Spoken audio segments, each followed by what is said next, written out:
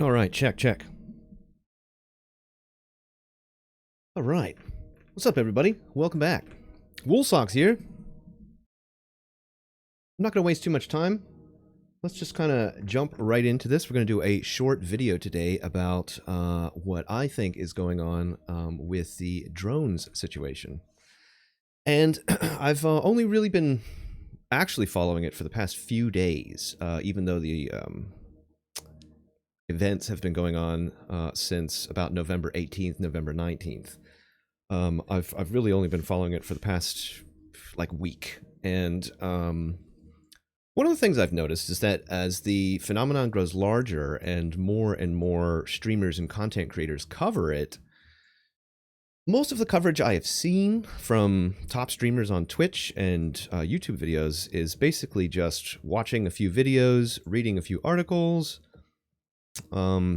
asking over and over if everybody in New Jersey is just stupid and doesn't know what a plane looks like. And then as the days have gone on, Mitch over at MetaBunk has done a now very popular analysis where he believes it's a mass hysteria event. And because of that, you have a whole bunch of these MetaBunk bros that are just thinking that everybody that believes that they're seeing drones is a stupid person. And I gotta be honest, there probably are a lot of stupid people in New Jersey, I'm not gonna lie. But I find it to be incredibly, cosmically, even more stupid to believe that you know better about what everybody else is seeing, that you know what everybody else is seeing specifically. I find that to be an even stupider statement than somebody who says, hey, I think I saw a drone. You know what I mean? It's like factors, like multiplicative factors of stupidity, in my opinion. So we're going to try to avoid falling into those same traps and wasting your time with bull crap. Like, oh, is it a drone? Is it a plane? Because there are actually some layers to this that I haven't seen covered by any other content creators. Not a one. Not a single streamer. Until today. And you guys are going to get to jump into this with me, and we're going to see what we can do here. First, let's just do a really quick catch-up of the phenomena as of this morning. From the NY Mag Intelligencer section, this is an article by Nia Prater and Chaz Danner, sorry. What we know about the drone spotted over New Jersey. We're going to just go through this real fast and then jump into some other videos to catch us up, and then we're going to talk about what I think actually is going on here. For weeks, New Jersey residents have spotted mysterious drones in the night sky throughout the state. Some New Yorkers and Pennsylvanians have seen them too, with new reports emerging from around LaGuardia Airport last week. These sightings have confounded local and federal authorities who have been unable to determine the drone's origins or their purpose. Here's what we know about the ongoing mystery. Let me take off my nerd glasses for now. How long has this been going on? Accounts and videos of drones began to emerge on social media in mid-November. We can talk about videos because I think the framework that's sort of being set up with most of the other streams that I've watched is that people are looking at videos from social media, such as TikTok and Facebook, and they're also looking at videos that have been presented by the local news and the other national news firms that have covered the story. And all of the videos that I've seen are crap. They are crap. They are ridiculously pixelated for 2024. As if nobody in any of these news firms has a telephoto lens. As if nobody who is literally going to New Jersey at the height of this story to cover it for a national firm remembered to bring a telephoto lens in their backpack. It's almost as if all the camera guys are forgetting to bring their telephoto lenses and stabilizers. So I will give the people that are just calling everybody in New Jersey stupid and seeing planes and just not realizing it, I will give them the point of their arguments that you tend to hear pretty early on, which is that all the videos out there are of planes. That's true. It seems to be the case, except for stuff on TikTok and stuff on like other social media sites that is less like there's less of a provenance of knowing where that video footage came from. You know, whether it can be created or whatever. At least you have with the news firms the appearance of an authoritative source that is presenting a footage, and if they were, you know, if they had like made it up, if it was like AI footage or something like that, there would be some consequences to that. But there really aren't any consequences for anybody doing that, like some anonymous person on social media submitting some you know, random footage of something. So we're going to probably see some of the footage, but actually this take here, my take, doesn't even need the footage. The footage is not even necessary at all. All that's necessary is the media phenomena. That's what's important. So I will explain. Let's continue. Accounts and videos of drones began to emerge in social media at mid-November. The bulk of the initial sightings came from Morris County in New Jersey. One video shared on X November 19th was reportedly taken in Madison, New Jersey. On November 19th, Morris County officials confirmed that drone activity had been observed by law enforcement. And so it's not all just random goofballs with TikTok accounts and boomers on Facebook with blurry-ass fucking Nokia phones. Morris County officials confirmed that drone activity had been observed by law enforcement and said in a statement that local authorities will continue to coordinate, monitor, and investigate drone activity alongside their state and federal partners. Since mid-November, aircrafts have been spotted across northern and central New Jersey and Bergen, Sussex, Somerset counties, according to the Bergen Record. In response, Federal Aviation Administration has further restricted the airspace over the Trump National Golf Club in Bedminster, banning drone flights over the Somerset County property that is a frequent stop of the president-elect Donald Trump. The U.S. Coast Guard has even reported sightings of the drones in Ocean County, with Lieutenant Luke Pineo telling the Associated Press that multiple low-altitude aircraft were observed in the vicinity of one of our vessels near Island Beach State Park. Where else have the drones appeared? The New York Daily News reports that police received several unconfirmed reports of drone sightings in the city on Thursday, including in the Bronx and Far Rockaway, as well as around LaGuardia Airport. The city's emergency management department issued a statement saying the agency was aware of the unconfirmed reports. We've not received any official reports of drone activity at this time, the statement read.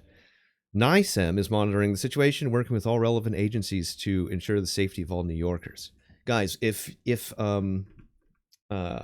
ads come up, if you get a warning in chat about ads, let me know in chat, because for some reason I don't actually get that warning in chat, and I can pause while we do our hourly 3 minutes of ads.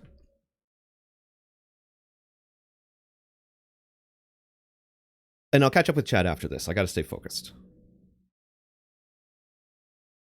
The Staten Island Advance reports that drones have been spotted in Staten Island, hovering over the Verrazano Narrows Bridge, which connects the borough to Brooklyn. An ex-user who claims to be in Bay Ridge shared video of the reported drones last Sunday, writing, "Drones are officially in Brooklyn."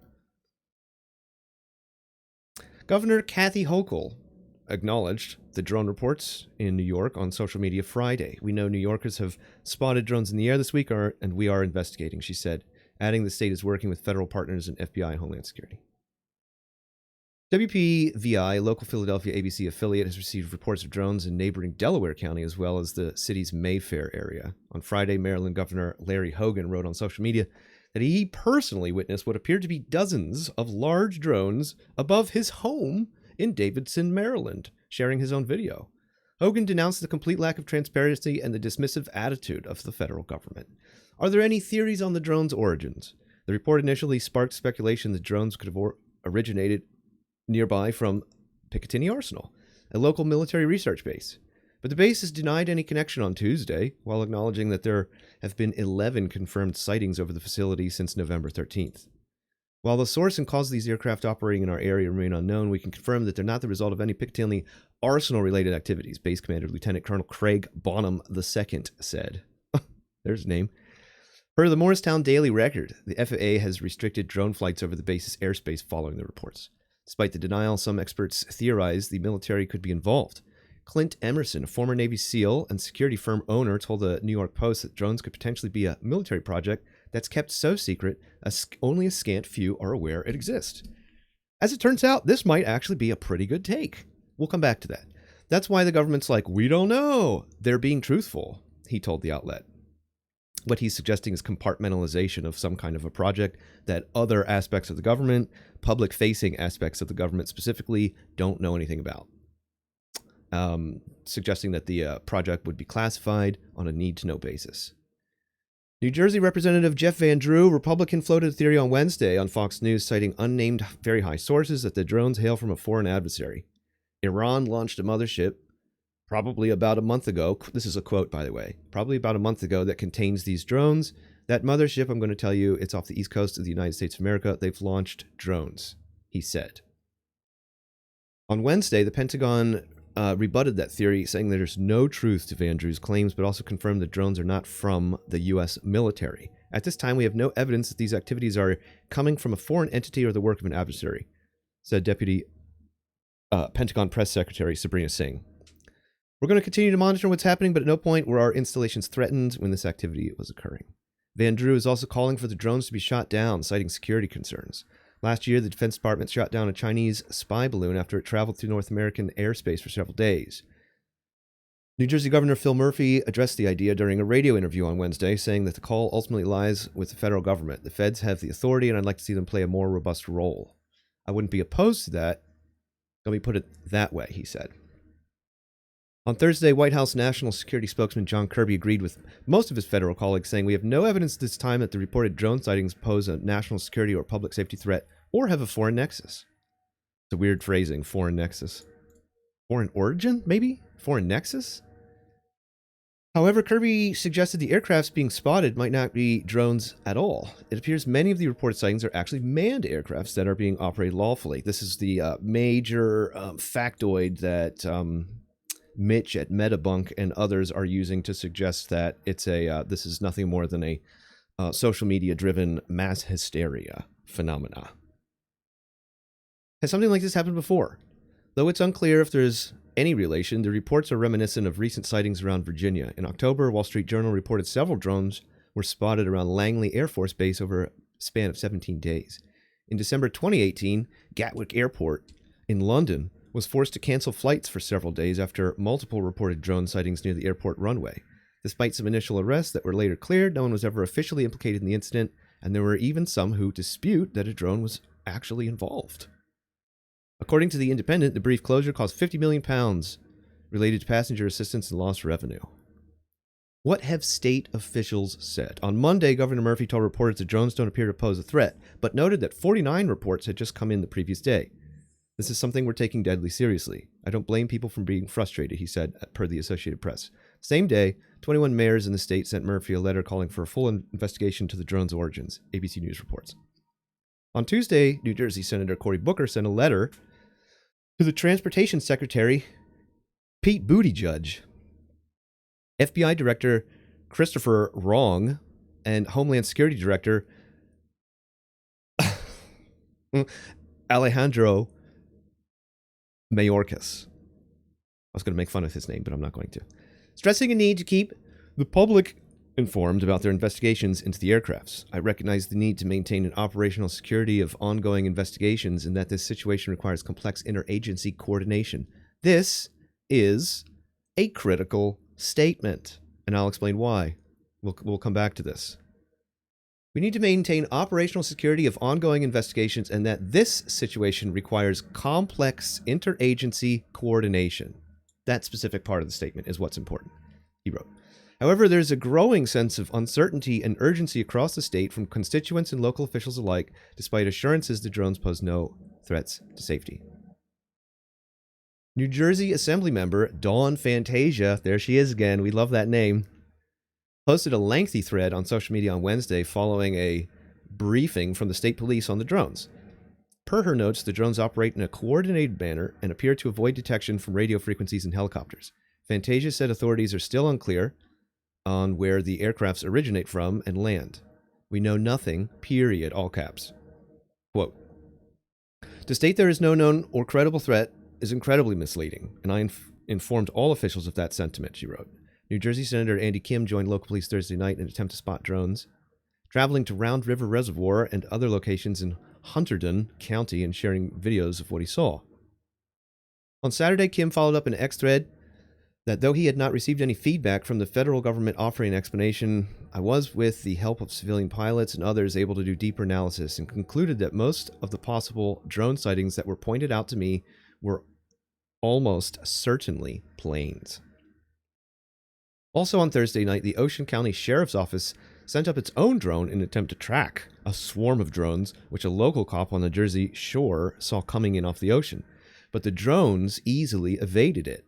Sheriff Michael Mastronardi told News Nation that we contacted the Coast Guard, at which point the Coast Guard went out with their boat, and they reported seeing 13 drones following their boat. And then the Coast Guard also advised that they went over them about 300 feet and had a wingspan of about 8 feet. What is the federal government saying? Last week, the FBI's Newark field office, the New Jersey State Police, and the New Jersey Office of Homeland Security and Preparedness said in a statement that they were officially seeking any information on the drone sightings, and that the agency has reports from both law enforcement and members of the public dating back several weeks. The Bureau asked with anyone with relevant information, call their hotline. But the agency has been unable to shed any additional light on the phenomenon during a House Homeland Sec committee hearing on Tuesday. Robert W. Wheeler Jr., Assistant Director of the FBI's Critical Incident Response Group, was asked about the ongoing situation in New Jersey and whether there would be any risk to the public. There's nothing that is known that would lead me to say that, but we just don't know, and that's the concerning part. Gothamist reports that the federal government is sending New Jersey drone-specific radar technology to use in their inquiries surrounding the aircrafts. The FBI and the Department of HomeSec issued a joint statement Thursday, writing that they have no evidence at this time that the reported drone sightings pose a national security or public safety threat or have a foreign nexus. On Sunday, Homeland Sec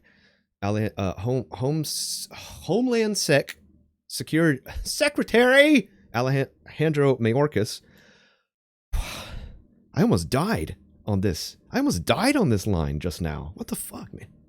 Insisted the government was taking the matter seriously. There's no question that people are seeing drones, he said on ABC's This Week. I want to assure the American public that we in the federal government have deployed additional resources, personnel, technology to assist the New Jersey State Police in addressing the drone sightings. So, one of the things that this article, this catch-up article, kind of omits or misses is the fact that Northcom, which is overseen by the Department of Defense, has made a statement, a very interesting statement that we've covered before about this phenomena. And they said that Northcom has stated that they have, actually, let me see if I can just like get the actual quote.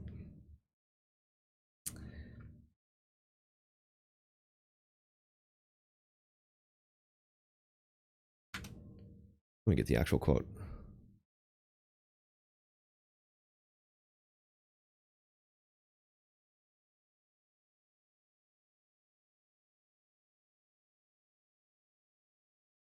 Okay, I got it. This is from Defense Co-op. DoD poised to respond if identified drones over New Jersey escalate to threaten military assets. This is from the 12th. We are looking for this quote here.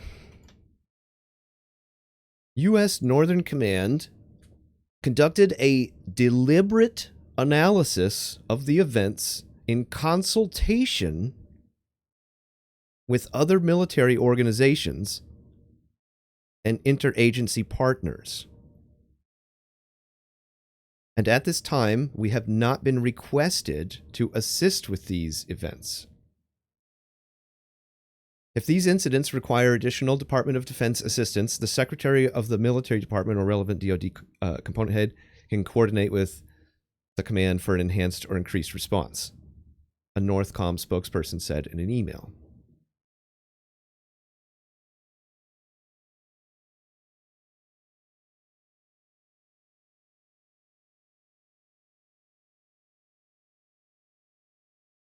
Wow, this article actually this has the critical piece of information. You'll notice that this is a defense industry-oriented website and journal, and oftentimes you'll get more interesting information-filled articles in that specific sphere, in that specific context. And you can see we just read that whole long article by the Intelligencer, which is aimed at more of a uninitiated public consumer level. Didn't mention at all the fact that the Pentagon is beginning to implement a newly unveiled classified counter-drone plan, which only was unveiled on December 3rd of this month here, of this year. We're going to come back to that. I was actually just really surprised to see this here, because so many articles and all of the other streamers and content creators that I have seen cover this story have not mentioned that fact, that the Pentagon actually does have a brand new super classified counter drone strategy that they just announced in the beginning of December and are currently right now rolling out. And I think that's kind of an important thing in the context of the story, so it's very noticeable whenever it doesn't appear in coverage. Continuing to catch up. This is from the 14th, so yesterday.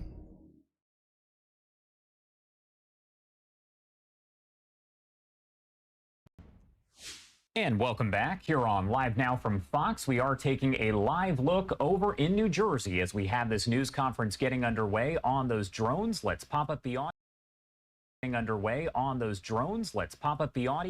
And listen in. New York has shockingly said this week, we haven't seen anything unusual. We know of no threat, close quote. What? The massive invasion of drones observed and recorded by so many of our citizens, including and especially law enforcement and military personnel, many who are here. Is it unusual? Is he kidding? How does Secretary Mayorkas, who infamously told us for years that our southern border was secure and closed when we know it's not, and now insult our intelligence that we haven't seen anything unusual? Oh this my is God. Usual? We're not going to watch this whole thing. And how can he and others, like National Security Spokesman We're gonna Admiral get the John gist of it. Kirby, say we know there's no threat? How do they know that? What aren't they revealing, or are they just saying it? How can anyone speculate or issue assurances to thousands, millions of Americans who have witnessed, thousands who have witnessed the drones, that there is no threat? For weeks, we've asked for the truth and action to mitigate any and all threats to people and property. Now, we are demanding it. As the sightings increase, including by service members at Naval Weapons Station Earl, and I did talk to the commander there, his men are seeing it right there at the base. Are you kidding me? A munitions depot of that caliber, and these drones are hovering in close proximity to it. The Coast Guard told me the other day, and Sheriff Mastronardi, that one of its 47-foot rescue boats was followed in very close proximity off its stern by numerous drones. Why can't we bag at least one of these drones and get to the bottom of it? Why can't we even track them? I asked Secretary Mayorkas at a briefing, a Zoom briefing, why we can't follow them, find out where they're going. They're coming from somewhere. Okay, you can't seem to do that. Why can't we follow them and find what their origin is? Many of them seem to be coming from the ocean. I was with Sheriff Mastronardi the other day on the beach, and we saw a video, and we talked to one of his deputies talk about how she had seen 50 of them coming from the ocean to mainland. Is there something out there? We don't have the capability to do that. We don't have control over our airspace. And just remember, ladies and gentlemen, the feckless response to the Chinese Communist Party's spy balloon. When that thing traversed America and went over one very sensitive base, including the B-2 bombers base, after another. We did nothing except say, oh, it's a spy balloon. Or is it? Or is it a weather balloon? I still can't get over that one.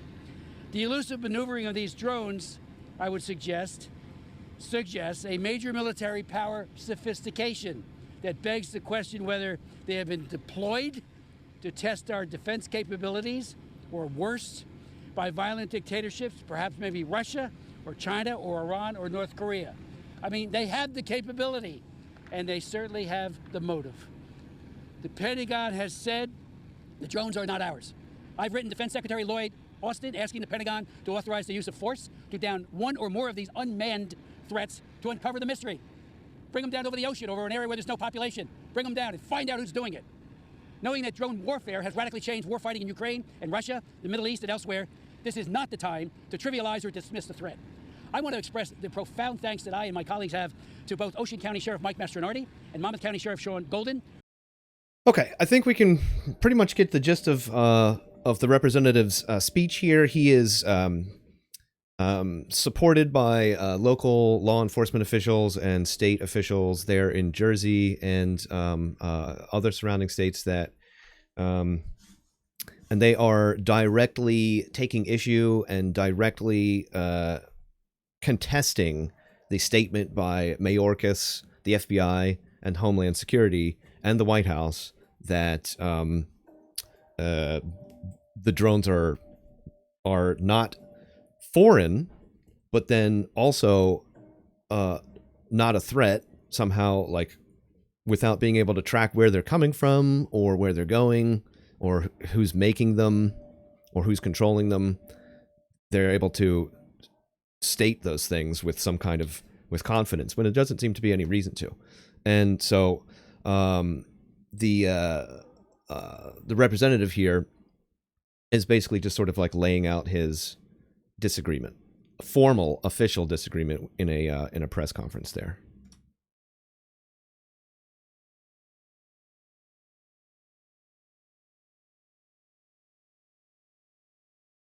One politician in New Jersey is calling for a limited state. One politician in New Jersey is calling for a limited state of emergency as a result of this unprecedented drone activity. Republican State Senator John Bramnick, thank you so much for joining us, Senator. We appreciate your time this morning. Good to be with you. So what new information can you share this morning from state and federal law enforcement? You know, this started as some questions, and now it's reached a point of almost insanity. You think about a United States senator who has to go out with the local police to look for drones. That's where a United States senator is getting information. We had a briefing from the state police, the colonel in the state police. He was frustrated. He had no idea where these drones are coming from. Not only did I call for a limited state of emergency and the FAA shutting down the airspace for drones, but also having the Department of Defense come in and answer questions. If the Department of Defense doesn't know where the origins are for these so-called drones, then we're in trouble. We always thought that if there was something in the air the size of a car, that the Department of Defense would know where it came from, what its origin was, and what its purpose was. Now you have a United States senator going out with the local police, what, to look for fireworks at night? That is scary. It is terrifying. Like Caitlin just reported, President-elect Trump is calling for government transparency, which you are as well. He's saying maybe shoot them down if we don't get any more information. What is your reaction to that? It's actually a really good a specific line in his Truth Social post. Can this really be happening without our government's knowledge? That is, again, we'll come back to that. But that seems to be the question of the hour. Well, I would leave that up to the Department of Defense But how can the Department of Defense not provide information to the public? This is a shock to me. You know, I have a general belief in government, but this is taking me to the end of my belief that government is really being honest. Now, there's been some apparently top secret briefings, right, with Congress people. Now, they come out of that, and I heard Josh Gottheimer come, the representative, and he said, well, I'm not getting a lot of information, but I don't think it's a threat. So my guess is there is information, but they're holding it back. And now what you have is panic. Originally some questions, now you have serious concerns. And at the next point, somebody's going to do something stupid. So the Department of Defense has to come clean with the American public. So to your point, the FBI says they have no evidence of malicious activity or intent in these drone flights. You notice how, hang on, What I is just it actually that caught they that. Do you notice how he said? And now what you have is panic. He said the Department of Defense specifically. Hey, what's up, John? I'll catch up with chat in a minute. He said the Department of Defense specifically has to come clean. Originally this is important. some We'll come back to questions, this. now you have serious concerns, and at the next point, somebody's going to do something stupid. So the Department of Defense has to come clean with the American public.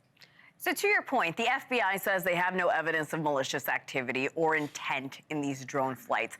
What is it that they might not be telling us, and why? Well, no evidence that this is a threat. What does that mean? Right. How does that help an average citizen and understand? No evidence of a threat? You mean they didn't do anything sinister yet? Well, you know, yet. Yeah, I probably can make that statement, and I have no top secret clearance. Based on what I've seen so far, looking out my window, it doesn't appear to be a threat to our country. Okay, why? Well, because I looked out the window. That's all I'm getting from the federal government. And That's all Meraki did, single too. person, Democrat or Republican, has been calling for the same thing. That's why I have some concern that there is something very secret going on, because how did the people with the technology have no idea, except it's not, if they're saying it's not a threat, it must be something going on that's real top secret. Senator, have you had this kind of discretion from the government before when you've asked them questions straight out? I've never seen anything go on this long.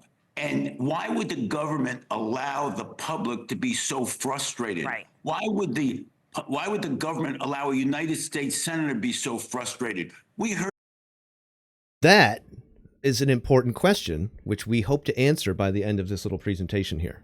We will be circling back to that. Why would the government want the public or allow the public to become so frustrated, and senators and representatives to become so frustrated? Heard this from both sides of the aisle. Now that brings me to the point that whatever these drones are doing, the government really doesn't want us to know. What that must mean is they're more concerned with us getting knowledge and being afraid of that information than having no knowledge and having all these questions.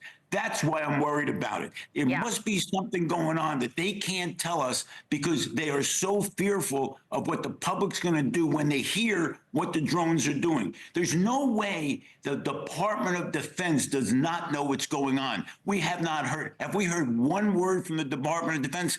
Zero. Unbelievable. And you are calling for a limited state of emergency. But we actually know that that is not necessarily true. We do know, in fact, that the Department of Defense, through Northcom, which is overseen by the Department of Defense, has in fact done an extensive analysis on the drone events in consultation with other military partners and interagency partners. But that report has not been issued to Congress or the people or the White House. It's all classified. And a ban on flying drones like you and I just talked about a moment ago. So I'm saying the Department of Defense does, in fact, actually know and has been following it from the earliest days. The FAA has already imposed no-fly zones. The drones are still in the air. Nothing is being done.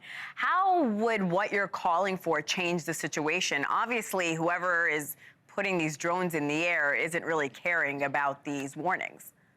Well, I'm not sure about that because who's ever putting the drones in the air they're not violating the law technically. So if we put that in effect, we would see whether or not these individuals who are setting them up are bold enough Hang on, to let me go back. violate the law. We need that. They're not violating the law technically. That right there. Remember that. Keep that in mind as well. So if we put that in effect, we would see whether or not these individuals who are setting them up are bold enough to violate the law. Right now, why should they stop, assuming they're a private entity? I never would believe that this is a private entity, but if so, why do we need, let me ask you a question. Is there some reason we need drones that badly right now in the air when people are panicking? Shut them down. FAA should shut them down. Who are they helping? All they're doing is creating panic. I agree with you. To that point, what do you want to tell your constituents, Senator? Continue to put pressure on, and it's not even state officials. I saw Larry Hogan said something the other day. This is the federal government that's not coming clean. And I'm not one of these conspiracy people, but if this continues, you're going to see conspiracy theories that, in my judgment, create panic. So come clean now. Everyone on both sides of the aisle is asking for this. And I'll tell you something, the citizens deserve better. I agree with you, and the panic is spreading along.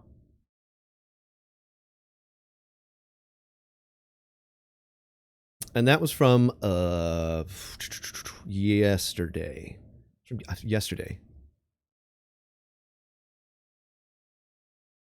This is from today.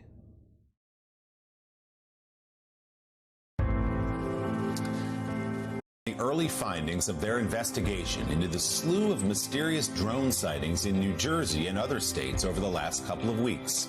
With residents and local officials frustrated by a lack of answers, the Fed saying, quote, many of the reported drone sightings are in fact manned aircraft being misidentified as drones. But information remains thin, leading to growing questions and theories about those objects in the sky. NBC's Sam Brock has more in our Sunday Focus. What is that? The last time this many people footage. had their It's the eyes worst thing you've ever trained on the seen. sky, they were watching April's solar eclipse. Now, something much more mysterious has their attention. Drones seemingly everywhere this week. This is crazy how fast this thing's moving now. With sightings reported in at least 5 states, New Jersey alone recording up to 180 per night. How many would you say are above us right now? Residents both curious and alarmed. There was like a humming sound at first, and I was like, it sounded like a helicopter. I was like, it wasn't strong enough to be a helicopter.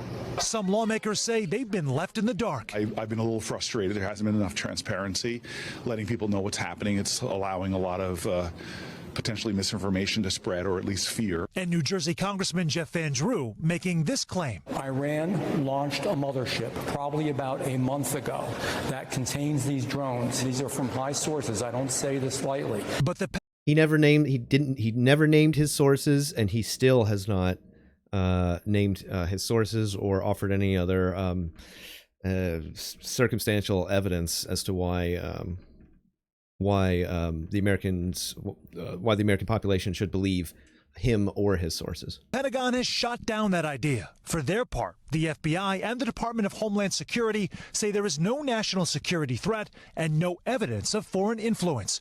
But then, what is going on? Coming right above my house. One popular theory, the U.S. government is flying these drones as part of a top-secret program, something the Secret Service denies. Frank Fogluzzi served as Assistant Director for Counterintelligence at the FBI. Is it the federal government that's testing something? Do you think there's any credence to that? The public is going to jump to a conspiracy theory. And by the way, I understand that. If they're going to think, look, we're not getting all the facts. This can't be that the government doesn't have answers. It must be that they're covering up some secret testing program. The FAA is the agency in charge of creating drone regulations, but they may not have all the tools they need for enforcement. This is yet another example of technology getting out in front of us. And now we're wondering, Who's in charge? And some of those drones are reportedly quite large.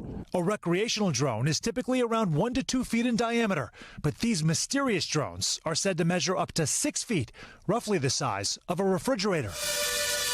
Drone capabilities are also expanding. Police now use them for crowd control and to assist first responders.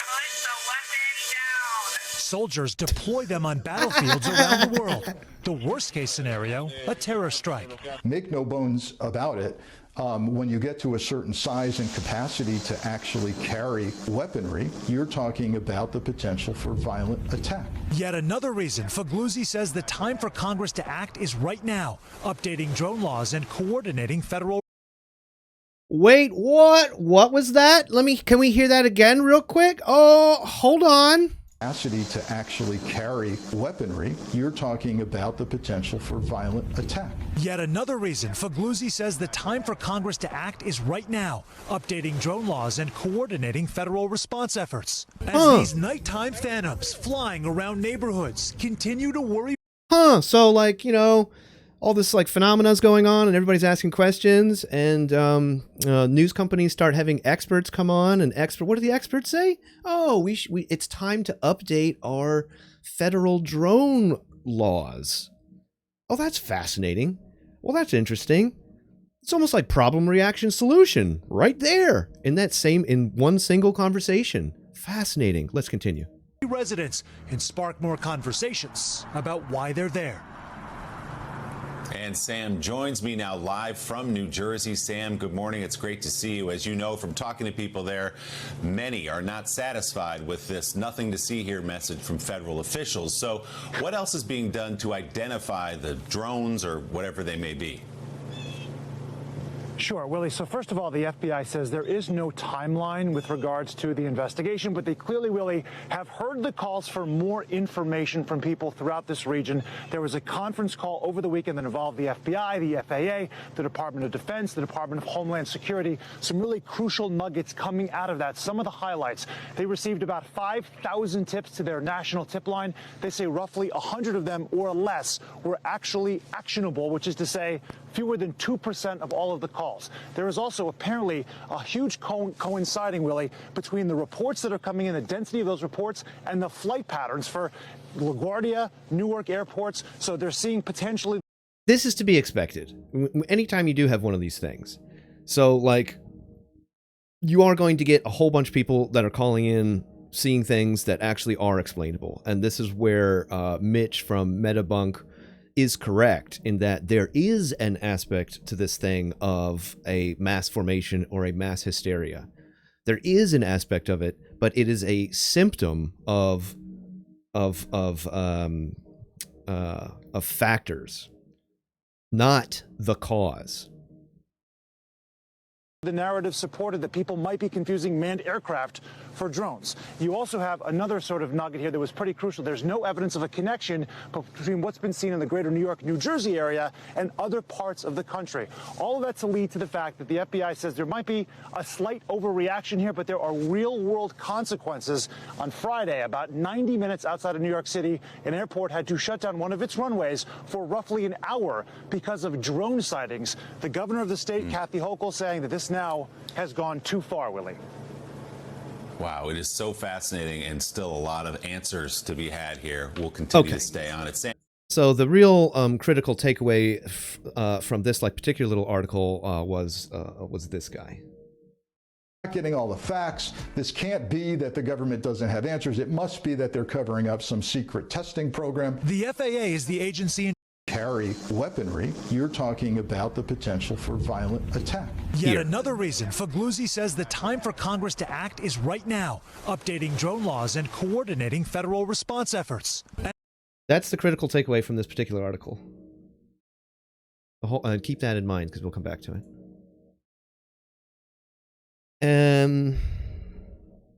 This is from today, from just a few hours ago. Welcome back into Live Now from Fox as we continue to track all of the latest. I want to bring you some breaking news in regards to some of these mysterious drone sightings that we have been seeing across the country.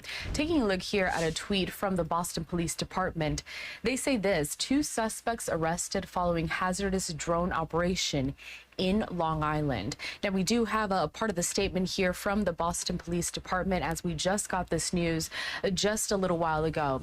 And it says this: on December 14th, 2024, at approximately 10:22 p.m., officers from the Boston Police Harbor Patrol Unit arrested 2 individuals identified as 42-year-old Robert Duffy of Charlestown and 32-year-old Jeremy Folkick of Bridgewater, Massachusetts. The arrests were made on Long Island, part of the Boston Harbor Islands, following a hazardous drone operation near Logan Airport's airspace. Both suspects face charges of trespassing with additional fines or charges potentially forthcoming. Now, that is just a part of the statement and the press release that was just given out by the Boston Police Department. A Live Now look over at Boston. There you can see the downtown of the city, as I want to read a little bit more from what we know with this press release.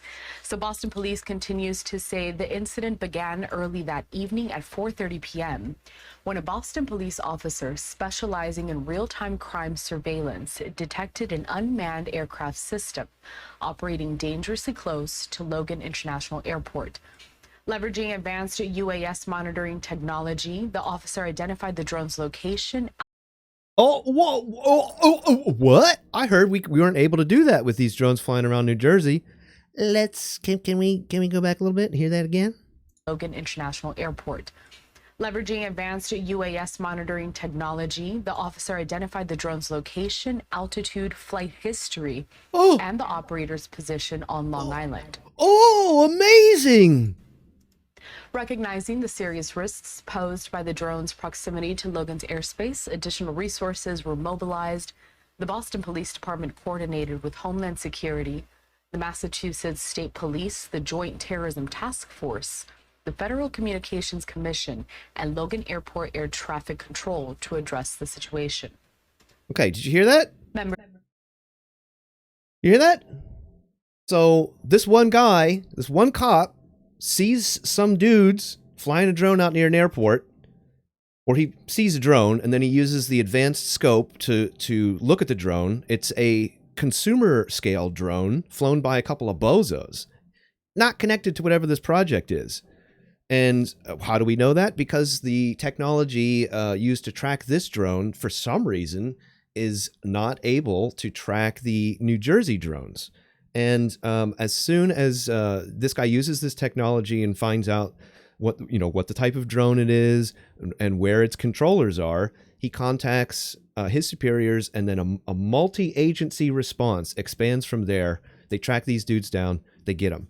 If you are a random person out there trying to fly drones around over protected or restricted airspaces, this is what's going to happen to you. The same thing happened to the dual American citizen and Chinese national that was flying a consumer scale drone over Vandenberg Air Force Base just this past week.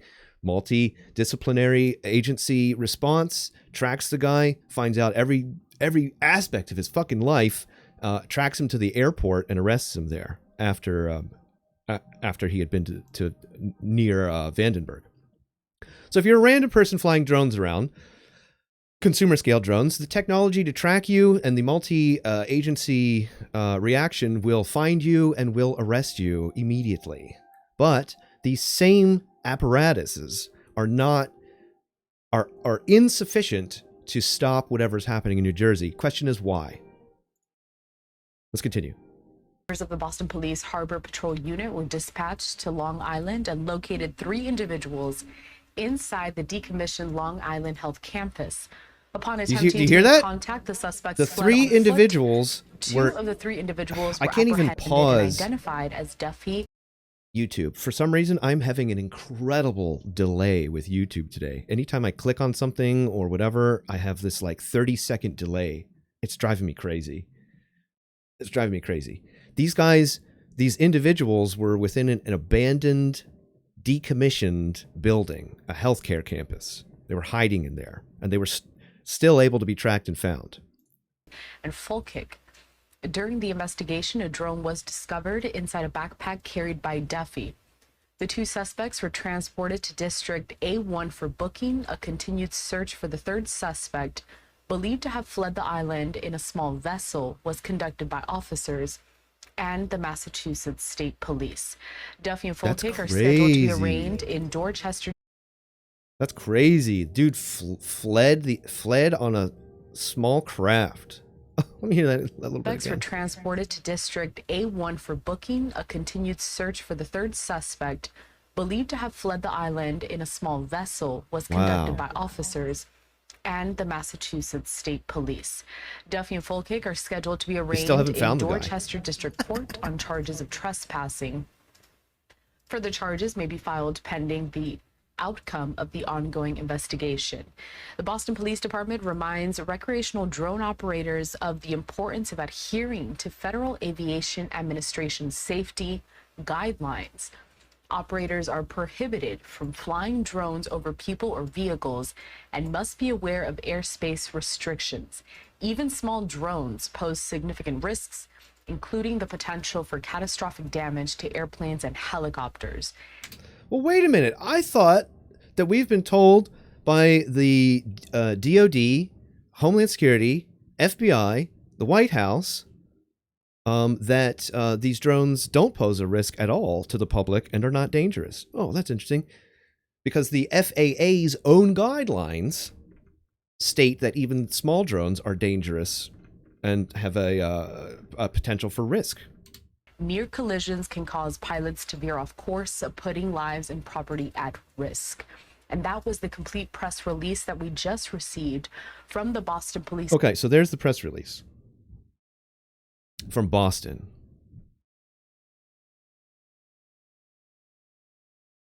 Next.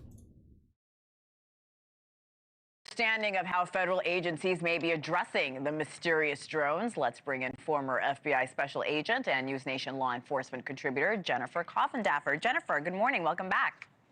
Good morning, Hannah. So it feels like officials on one hand are downplaying what's happening. Hey, it's nothing to worry about. It's not a foreign entity. On the other hand, they seem to be legitimizing concerns.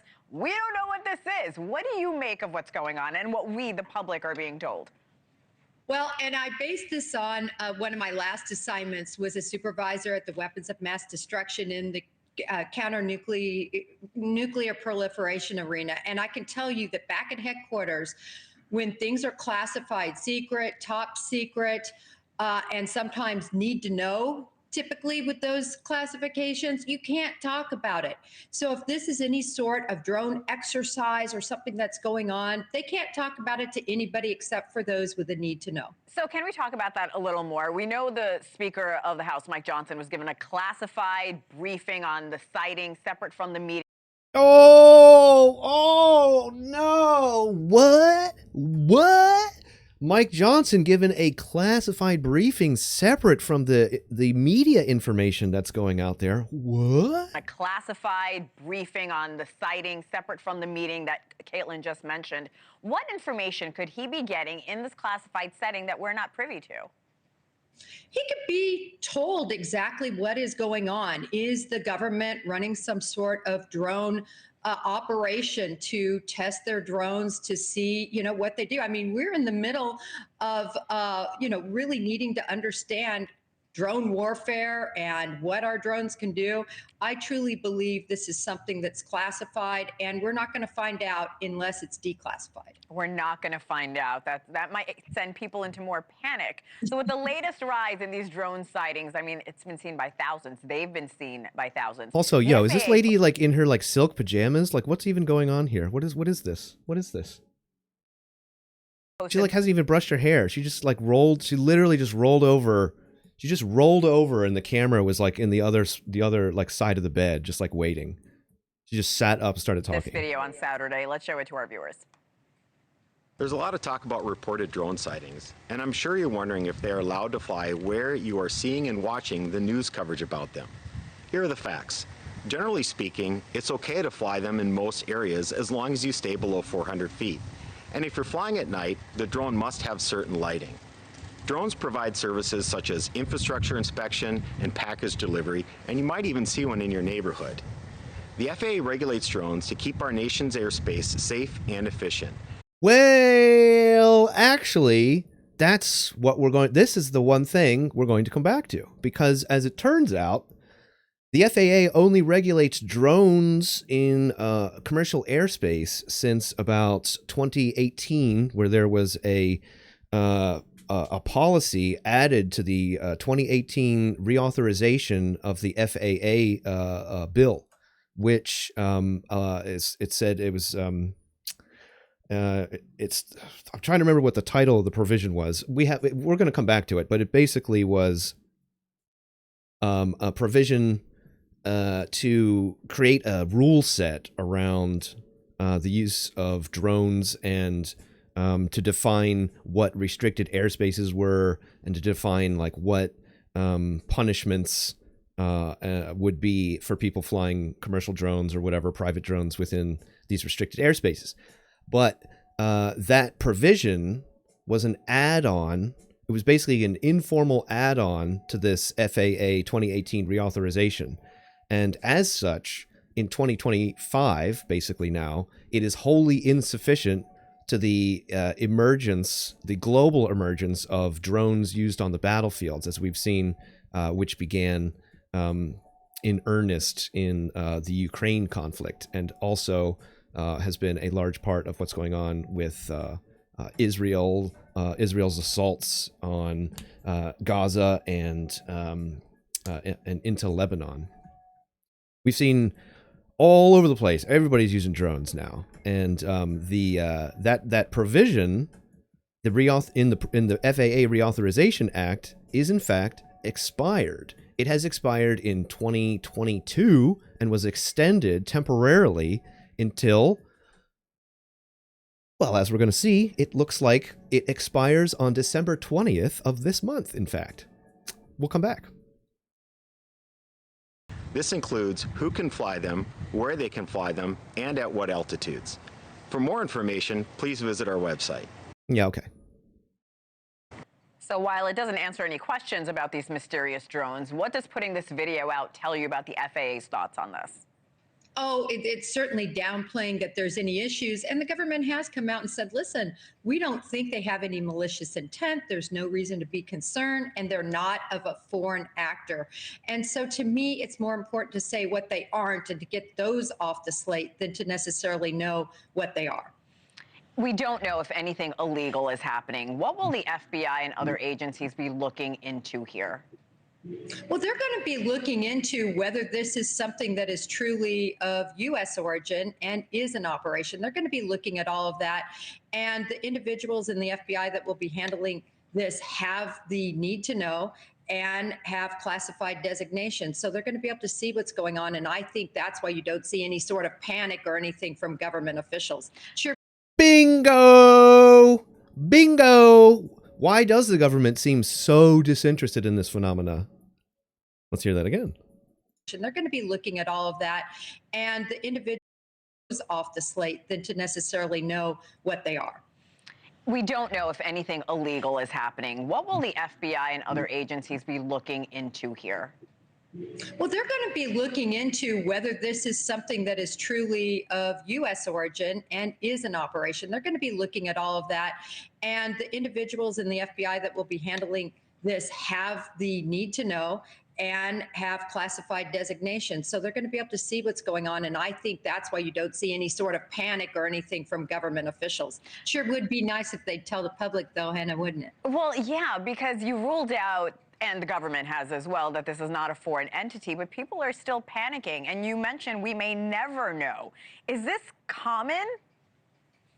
Hannah, it really is. There's so much that goes on behind the scenes in terms of things we do, particularly in the area of mass destruction, you know, chemical warfare, nuclear counterproliferation. There's so much that is kept, you know, secret and top secret. That's why they're designated that. So we're not going to know, but people are seeing it with their own eyes. Something is going on. I think that's what we have going on here. All right. We always appreciate your insight. Jennifer Coffin.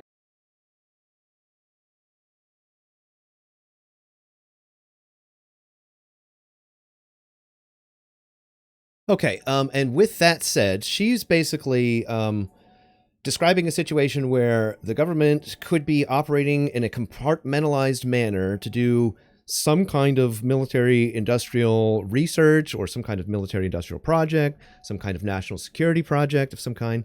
And that the scenario that we're likely looking at is a compartmentalized need-to-know basis, and that top officials that have those classifications and that need-to-know status within the various public-facing agencies that have been tasked with answering to the public about what's going on here. That's why they don't seem alarmed and saying that there's no threat, because they have people who have the ability to know in the loop, but that what is likely going on is likely classified.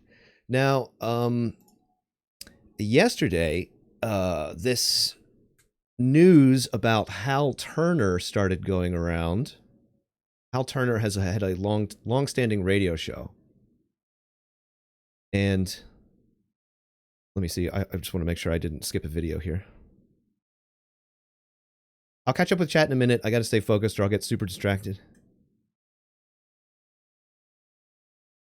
Okay, so Hal Turner had a post on his website from yesterday.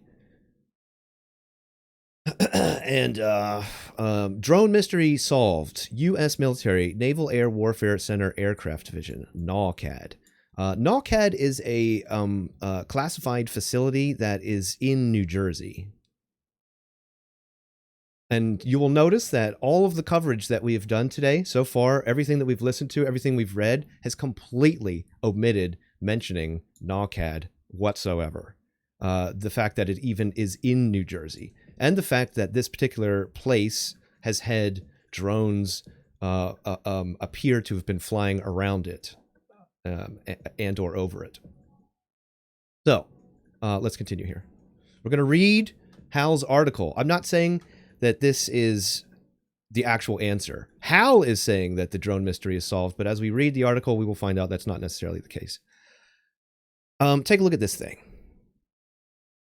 This is a hybrid winged new drone. And it is a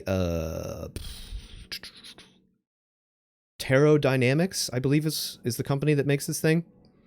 The big mystery about drones being seen all over New Jersey seems to have been solved. Photos make clear at least some of the drones are Pterodynamics XP4 transwing drones being developed for the U.S. Navy.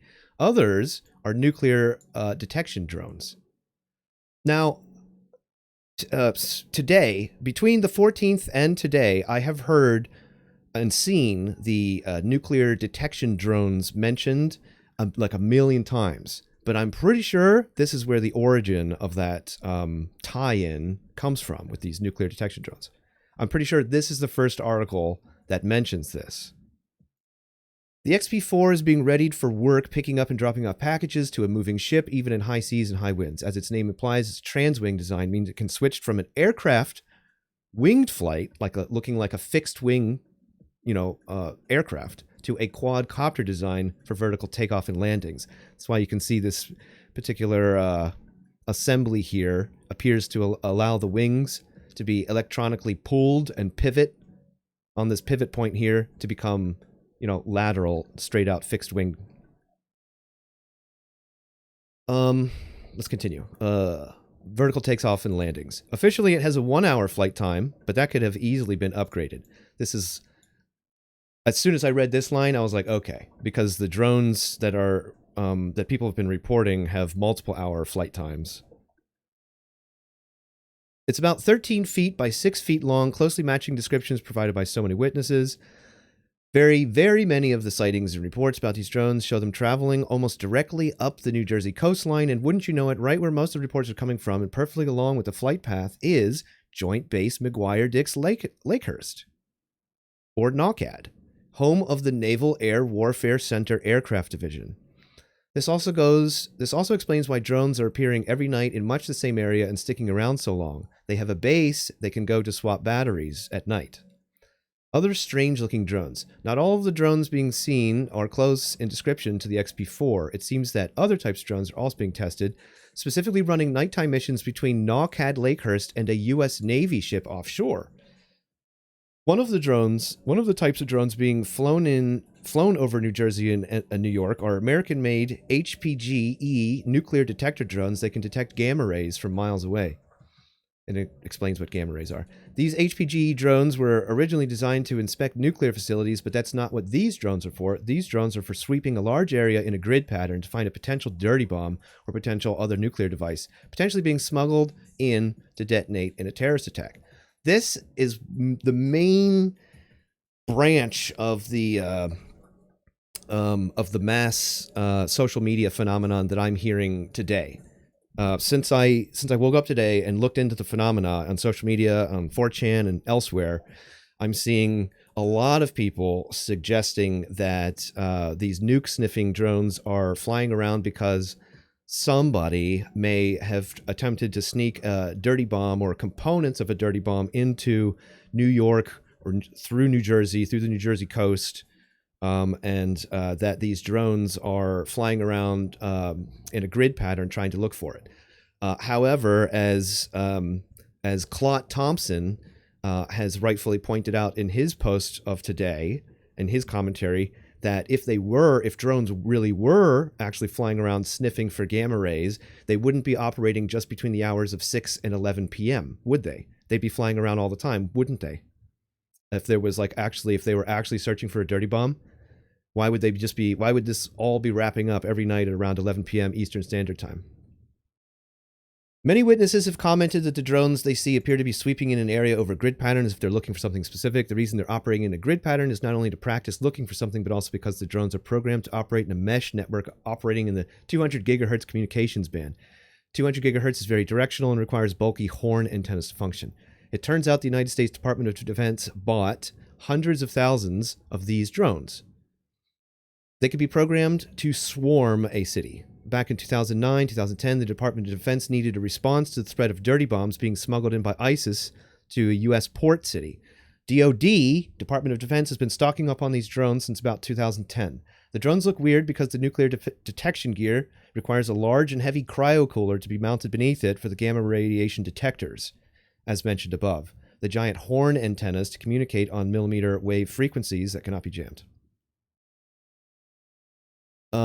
Here's the dicey part. Apparently these drones are being used right now inside Ukraine. This is the first time these devices have been deployed in a combat zone. Sources are now telling me, as in Hal Turner, what the purposes of these drone flights are. First, the Navy is testing how the public will react, PSYOP. Second, they are testing their ability to sweep a densely populated large area in a grid pattern without communication disruption or loss of drone control. They are very reluctant to send drones into Manhattan because of the very real potential of losing communication with the drone amidst the towering skyscrapers and enormous electromagnetic interference coming from all the electronic gizmos and gadgets operating that area. So why all the hush-hush? They are, in fact, U.S. government drones, and they don't want to talk about it. It seems that folks in the U.S. government have forgotten that they work for us, yada, yada, yada. For what it's worth, one other source told me the government is in fact looking for a dirty bomb that perpetrators are allegedly trying to sneak into New York City to detonate as part of a terrorist attack. He mentioned Christmas and New Year's Eve Times Square as possible targets. I have not been able to corroborate that one source's claim. And any of the posts out there saying that there could be a likely false flag coming up or that there's information that a dirty bomb might be set off, there is no contextual corroboration for any of this stuff so far. So, yeah, that's probably a bunch of hokum. All the bridges and tunnels in and out of New York City are equipped with radiation detectors.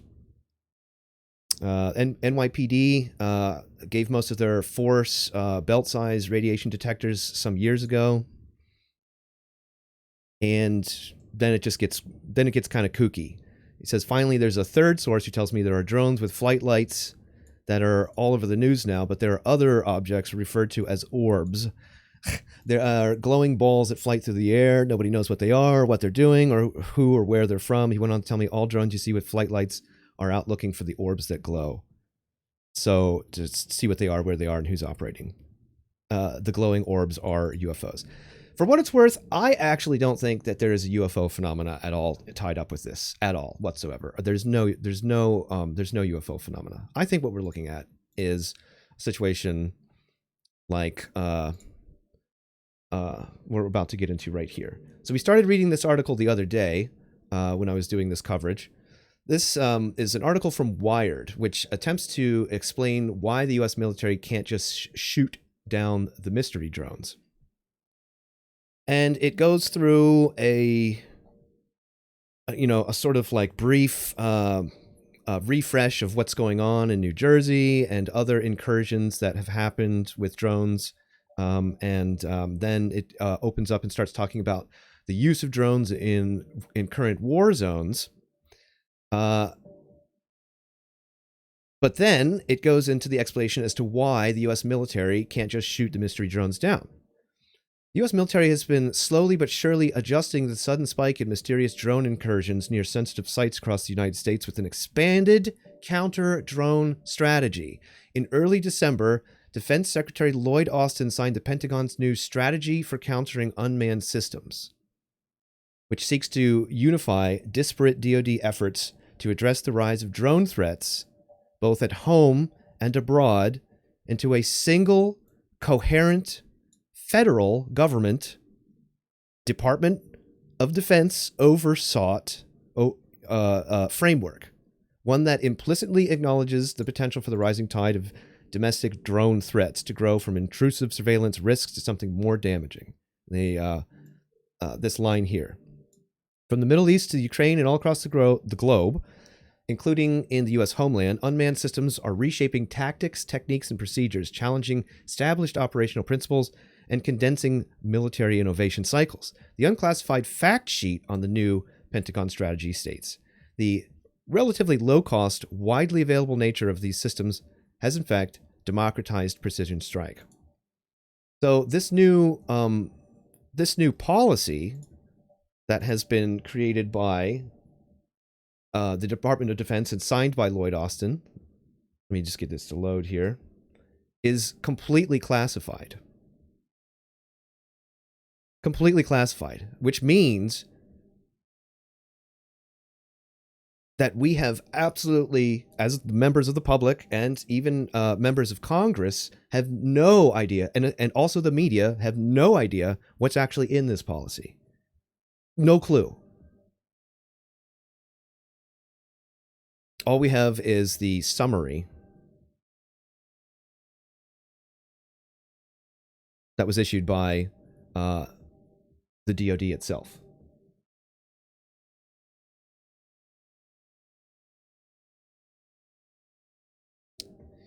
The Pentagon has been working overtime to field fresh counter-drone capabilities to U.S. forces deployed overseas in recent years, including AI-assisted kinetic interceptors, radio frequency, and global positioning system jamming. Thank you. Thank you, by the way. Thank you. Welcome, welcome, welcome. Radio frequency and global positioning system jamming, electronic warfare suites, and even exotic directed energy weapons like high-energy lasers and high-powered microwaves. Exotic directed energy Jewish space lasers. I'm just kidding. As recently as late October, this is critical right here. As recently as late October, when did the drone phenomena start in New Jersey? November 18th.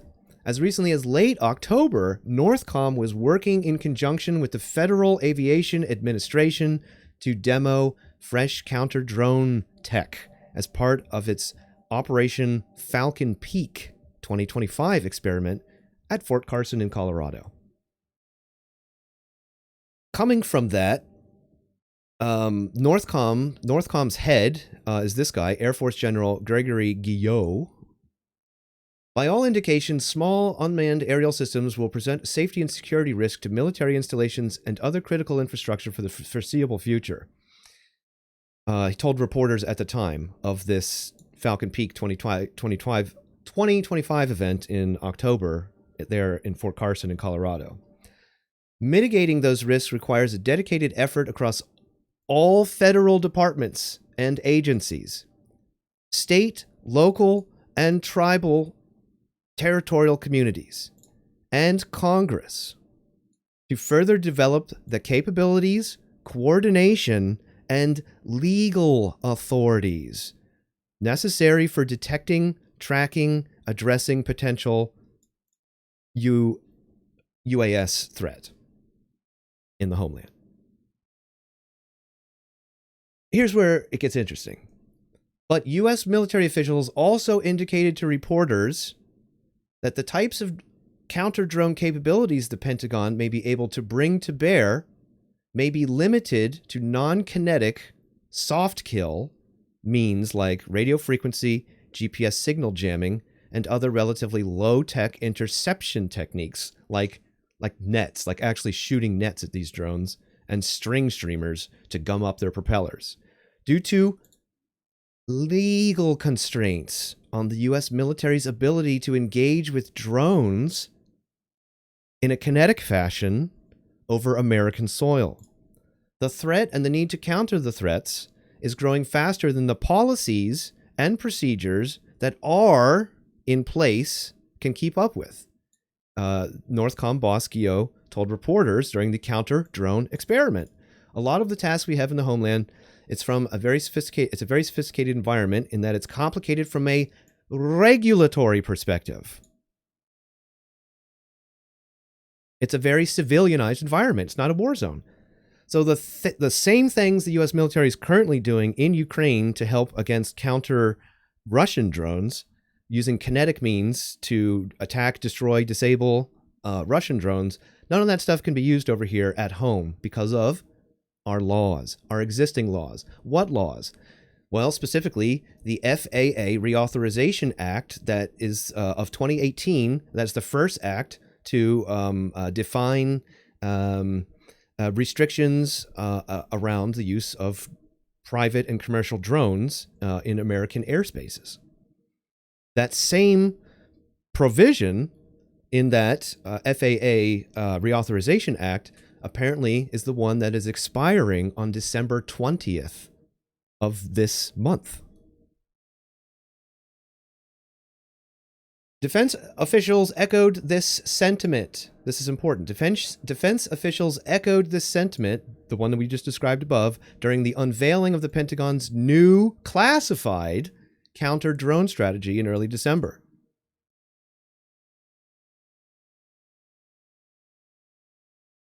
The homeland is a very different environment in that we all have a lot of hobbyist drones that are here, that are no threat at all, that are sort of congesting the environment, a senior U.S.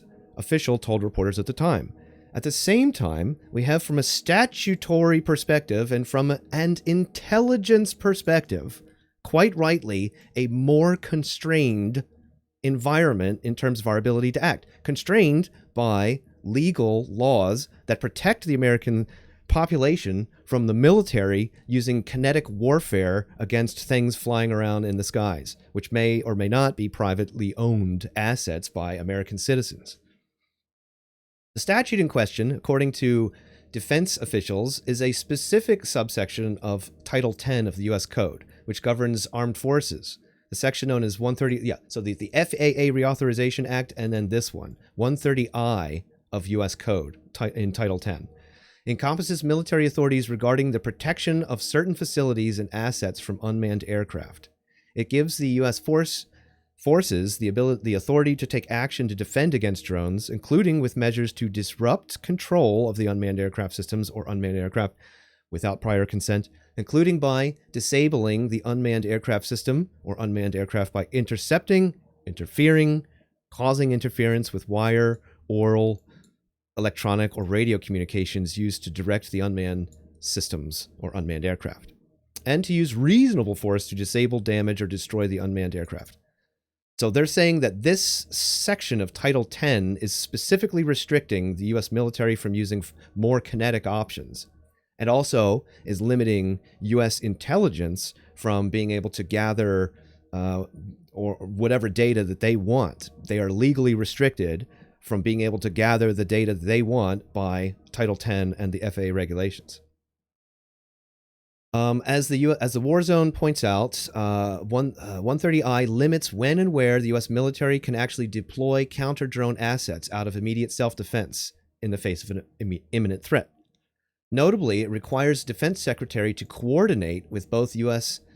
Transportation Secretary and Federal Aviation Administration Administrator regarding any counter-drone implementation that might affect aviation safety, civilian aviation, aerospace operations, aircraft airworthiness, or the use of airspace.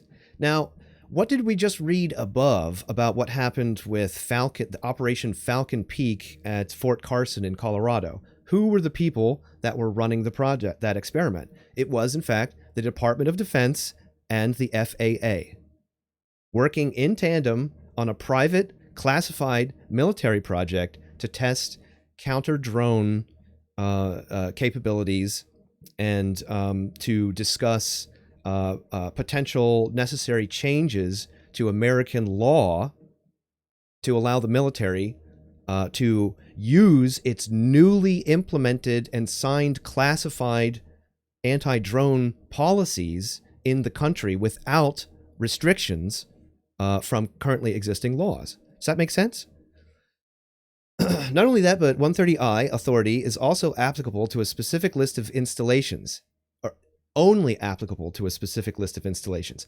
This is one of the most critical pieces of information in this article. 130I authority is only applicable to a specific list of installations, mainly those dealing with nuclear deterrence and missile defense functions of the U.S. national security apparatus. So the law restricts the U.S. military from being able to interact, the U.S. military and intelligence firms from being able to interact with drones unless they are flying over these specific list of installations, like nuclear deterrence and missile defense functions of the national security apparatus. This in turn limits what kind of counter-drone systems the U.S. military can actually employ domestically. Service members may be up to their eyes in fresh counter-drone tech overseas, but the regulatory environment at home is rigid enough that hard kill solutions like missiles, guns, and other kinetic interceptors aren't even considered potential options because of too much collateral risk.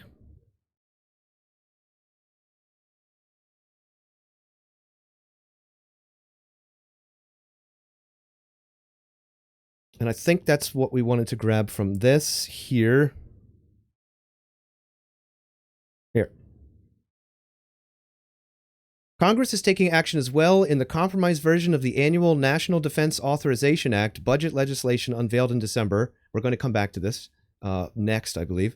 Lawmakers included language calling upon the Pentagon to not just conduct an assessment of counter-drone technology landscape at large, but generate recommendations on how policy changes could reduce the amount of burdensome bureaucratic coordination between federal agencies required to address the growing number of drone incursions. A war on bureaucracy, as once infamously stated by Donald Rumsfeld exactly a day before the attacks on the Twin Towers in 9/11, which conveniently destroyed the government body that was investigating bureaucratic largesse and budgetary issues within the Department of Defense and the Pentagon. The office that was investigating that was in the Twin Towers, and it was one of those that was destroyed only 24 hours after Donald Rumsfeld announced that we had like a $10 trillion deficit that we couldn't find in the Pentagon, and that that's not really the problem. The problem is that we need to get rid of the bureaucracy that is clogging up efforts by looking for this money and trying to account for every single little bean. War is messy, don't you understand? Don't you see? War is messy, and we need a war on bureaucracy. The next day, the office investigating the Pentagon gets exploded. Amazing. How about that? And back to the article. And in an ideal world, allow the U.S. military to move quickly and decisively to counter intrusive drones at sensitive installations before they become dangerous. And yeah, so that's what we wanted to grab from that article. Basically, the knowledge that this important counter drone experiment called Project Falcon Peak happened at Fort Carson, and that it was a tandem exercise between the Department of Defense, Northcom, and the FAA to both have a tech demonstration and operate simulation tabletop exercises to try to imagine something like a random incursion over, say, a random state. I don't know, maybe say New Jersey, and to try to run a simulation as to how the various departments of government, state, local, state, and then federal, would be able to interact to deal with this and to study those things. That's why you do these simulations, these tabletop exercises. Let me grab. These are photos. These are the only photos that I can find from Falcon Peak 2025 from this event at Fort Carson. Obviously, the event is classified. General Gregory Guillot, Commander, North American Aerospace Defense Command and U.S. Northern Command, hosted distinguished visitors at Falcon Peak on Fort Carson, Colorado. The term distinguished visitors is typically used for foreign dignitaries, foreign or domestic investors, and heads of corporations and important military industrial firms that the U.S. government works with. Falcon Peak is a U.S. Northcom-led counter-small unmanned aircraft system experiment and the first Department of Defense CSUAS initiative focused on detecting, tracking, and mitigating SUAS incursions at DoD installations in the United States. Falcon Peak occurred between October 19th through the 30th of 2024. It ended on the 30th. That's 19 days, just a little over 2 weeks before the drone incursion over New Jersey began. And it turns out the drone incursion over New Jersey is the exact phenomena, the exact subject of this experiment between Northcom, the Department of Defense, and the FAA, and distinguished guests. One of the interesting things here, actually, I'm just looking at this photo here. You can't really see it very well, and I can't really zoom in, but this software that they're using on the board here appears to be called Skygate. That's interesting. I didn't notice that when I first looked at that. There's a couple of soon-to-be retired and wealthy private military industrial firm members right here, and board members. Soon-to-be wealthy military industrial guys.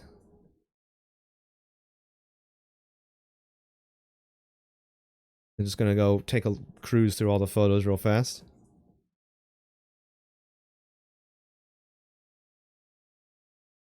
There's more of that Skygate software.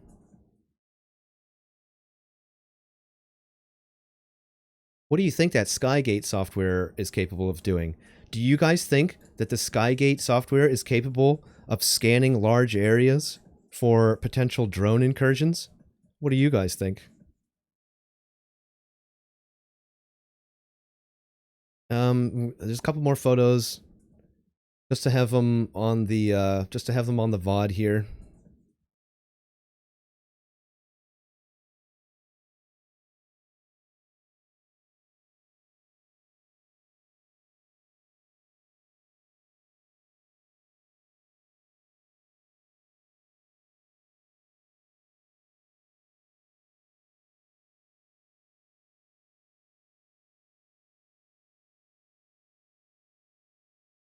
Well, that's interesting. What's that?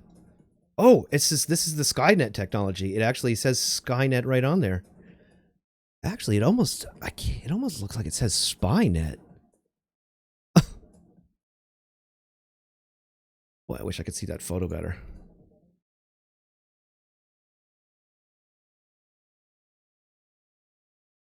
And there's one more. It says demo team on here as part of some of their demonstration tech.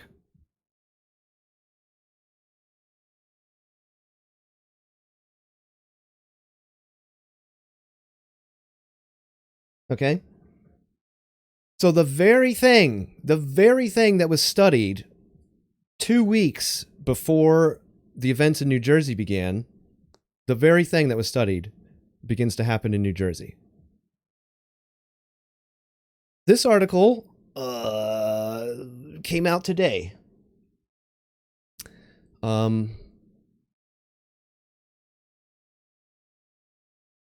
Defense One technology editor Patrick Tucker speaks with Alex Witt on possible reasons as to why the federal officials aren't able to say where these drones are coming from. He also addresses the latest news about the two of the men in the Boston Harbor Islands who were accused of flying drones near the Logan Airport. And let's just watch this real quick. Oh my God! Give me a second. I got to set this up, apparently. Water down. So anyway, Patrick, what do you think these drone sightings are? Are they all fixed-wing aircraft, or are they a mix of that and drones? Oh my God, I'm a pill-fucked old white lady, and I'm gonna ask a really dumb question. It's probably all right, Maya Eaglin, thank you for that. Joining me now, we have Patrick Tucker, technology editor for Defense One. Sorry, that was really quick. I hope you're okay getting that water down. So anyway, Patrick, what do you think these drone sightings are? Are they all fixed-wing aircraft, or are they a mix of that and drones? Oh, that cleavage! Oh, what we know is that a lot of the sightings near airports particularly seem to follow airplane flight paths. So that suggests that people were identifying airplanes as drones. And we also know with probably some degree of confidence that this probably isn't a Chinese, Russian, Iranian, or foreign military threat. And we know that not just because officials have said so publicly, but also I've been having a couple of calls on background with Northcom and NORAD officials. And if this was believed to be a foreign military threat, then they would have expensive, very high performance intelligence assets that they could bring to bear to answer the question of what this is, and also high performance military platforms to potentially dispatch them. So the fact that the FBI and DHS have the lead on that, that suggests that there is high confidence in the analysis that this is something that is not foreign or military in nature, and has just pointed out of these 5,000 tips, only 100 of them have warranted further investigation. Right now, the FBI is talking to the drone manufacturers to see what they can figure out, but they're also very limited in terms of what they can do because of regulations that apply to the way the United States government uses things like signals, drone jamming, and other technologies on U.S. soil. So there's a lot of things still in. So again, the problem is that the U.S. military can't track these things for us and give us an explanation because they're restricted by current U.S. regulations. They can only get involved, say, if these things were flying over nuclear deterrent sites or missile sites. And they don't have the legal ability to use drone jamming technologies in America with current regulations. Can we imagine other scenarios where the U.S. military might like to be able to have full legal authority to jam any drones flown around the domestic, flown inside the country domestically by civilians, by U.S. citizens? Can you imagine any other scenario? Say, maybe I don't know, a giant protest or a revolutionary event, the type of thing where you would immediately expect and begin to see drone operators flying their drones around these events. You're looking at a scenario here where we've got problem. There's a drone incursion going on, reaction. Everybody is super frustrated and upset and demanding answers from Congress and the military. the government doesn't seem concerned, and they say everything's cool, everything's fine, and then continuing mounting frustration has major media firms asking these questions of experts that claim to be in touch with Department of Defense, Northcom, and places like this, and they're all saying the same thing. All of the experts we've seen talk today say the same thing, that the U.S. military's inability to provide answers to us is because they are restricted legally. And as it turns out, that's exactly what the Pentagon says about their new classified counter-drone policy, which was signed into effect on December 3rd or December 4th of this year. They say that when this policy was announced and that it was signed and that it would be rolled out, they said that certain aspects of the policies would need changes within Congress to the regulation system. And it's during the Falcon Peak project at Fort Carson, that's exactly what the Department of Defense's and Northcom's presentation was to the distinguished guests who were there. That was these are the threats. This is the stuff that we're going to try to use to counter them. But in order for this to work, we're going to need to change all of America's laws. You guys start to see how this is all connected, how this is all going back to the same thing. Oh, there's drones in the sky. Oh, we can't figure out where they're from. Oh, none of our technology works to surveil them. Oh, we can't even track them. Oh, we can't even shoot them down. Because our laws need to change. Now let's take a look at what laws. Let's take a look at maybe if there's something currently, right now, submitted to Congress.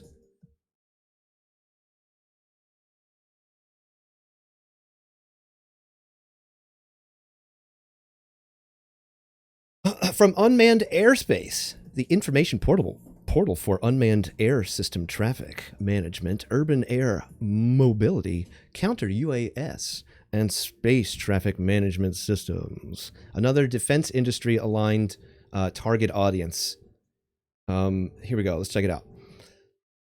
USC UAS authority for the Department of Justice and DHS is set to expire on the 18th of November.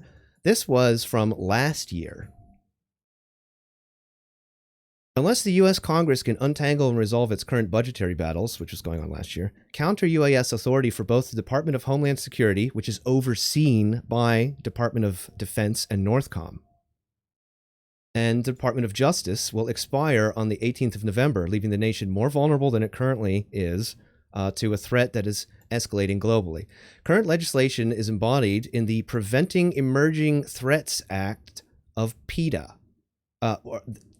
The Preventing Emergency Threats Act, which is referred to as PETA as an acronym, within the 2018 FAA Reauthorization Act. This is what I was talking about earlier.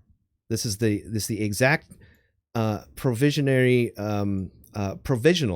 language that was first created to deal with drones being flown in commercial airspaces. It's 2018 FAA Reauthorization Act, which authorized relevant agencies to use reasonable force to disrupt, disable, destroy drones assessed as hostile threats. But as we've learned, that only is applicable to a specific tiny list of places.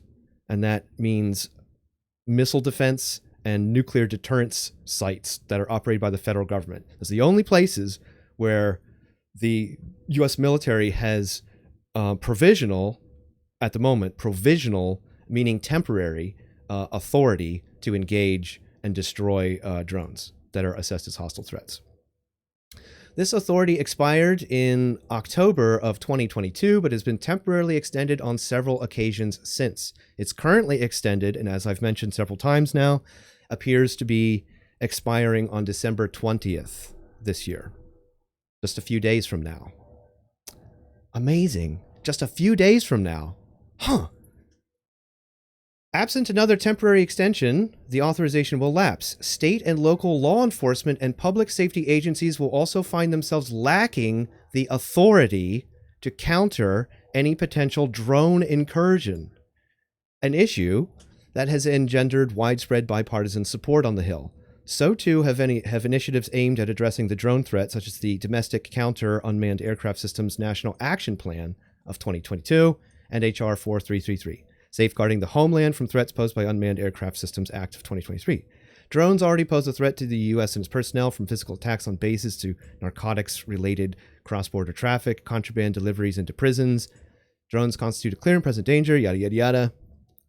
Partisan maneuvering over political differences should not have a detrimental impact on the nation's security. Right?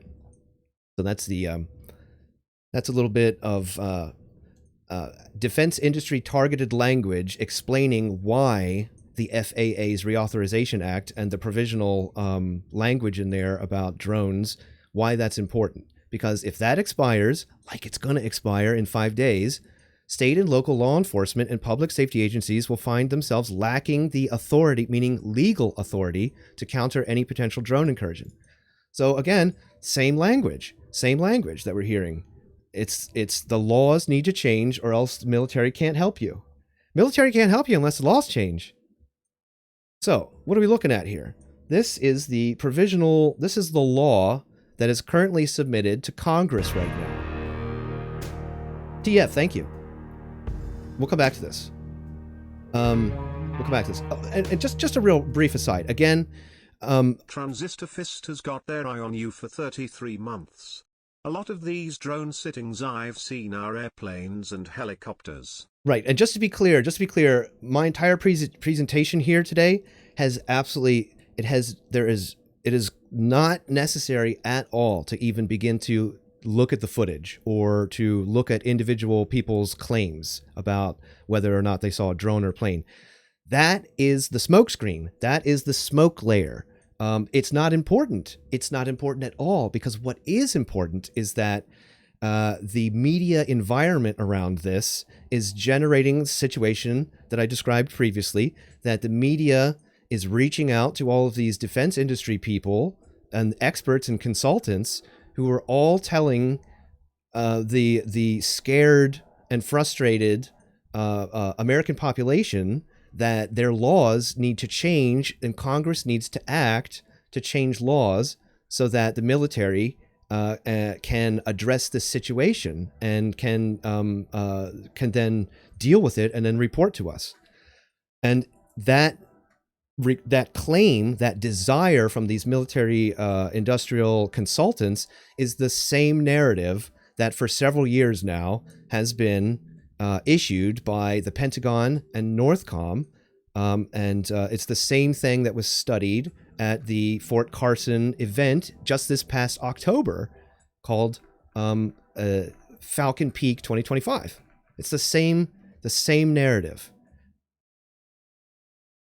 This bill was worked on since September of this past year. So even before the events at Falcon Peak at Fort Carson in Colorado from October 19th to the 30th.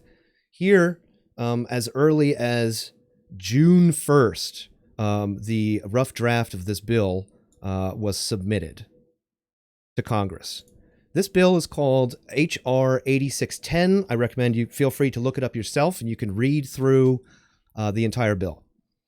Counter UAS Authority, Security, Safety, and Reauthorization Act. So if this becomes law, this will be a part of the National Defense Authorization Act of 2025, the NDAA, which famously also was the vehicle used to remove the Smith-Mundt Act, which we're going to come back to in a second. What was the Smith-Mundt Act? The Smith-Mundt Act prevented the U.S. intelligence services from running propaganda campaigns, broadcasting them over the free American airwaves, the commercial American airwaves. Essentially, it was a law that restricted the ability of the intelligence services to run propaganda campaigns and psyops on the American people through the airwaves, through the broadcast airwaves specifically. right? It's this the NDAA of 2012 when Barack Obama was in office, tucked in the Smith-Mundt Update Act, which removed that specific language restricting intelligence services from being able to run propaganda inside the U.S., which means that after 2012, after the NDAA was adopted by Congress, it means that the U.S. government and its intelligence firms can, in fact, legally run propaganda campaigns against the American domestic population. We'll come back to this. So here's this bill to reauthorize and reform counter unmanned aircraft system authorities to improve transparency, security, safety, and accountability related to such authorities, and for other purposes. And it basically just goes through and creates a system of definitions, and then a system of potential policies. I say potential because it's not a law yet. It's only submitted to Congress. It hasn't even been looked at in Congress yet. And it's important because this is another one of those things that all the other streamers, all the other content creators that have been covering this story have completely omitted. Nobody has said anything about it. But this law is currently sitting in Congress and it has not been looked at, which means that it's going to be looked at this year in 2025 when the session resumes. So you can just go through here, but what we're seeing is a system of definitions. This is most of the important part of the bill is that it takes the provisional language that was in the 2018 authorization, FAA reauthorization. It takes the definitions and it expands them. This now expands a covered entity, a covered airport, a covered site. It expands the definition of these things to cover way more ground, way more different various buildings and sites and properties. So it expands the definitions for what is covered under this policy, and then it gives more powers to the federal government to create an administration, an apparatus to organize state, local, federal, and intelligence apparatuses, intelligence firms, to organize them in a way that they can more quickly respond to potential drone threats. That's the same language that we saw from the Northcom guy. The same language that we saw from the Northcom guy during Project Falcon Peak.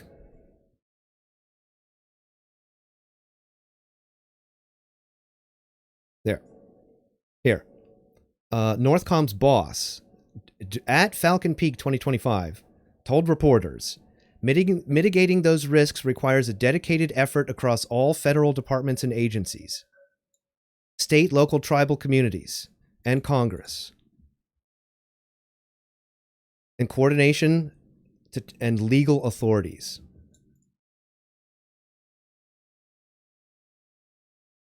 So here's the bill. So what we're looking at appears to be a scenario where an unpopular bill, which would cede a huge reorganizational power to a federal administrative body that is overseen by Northcom and the Department of Defense, essentially taking what is civilian agencies and civilian legal and civilian law enforcement apparatuses and federalizing them and making them overseen by the military. It is essentially a way of taking what is civilian executive structure and transferring it and reorganizing it and placing it into the purview of the military under a classified counter-drone policy by the Pentagon. So this bill is the unpopular bill.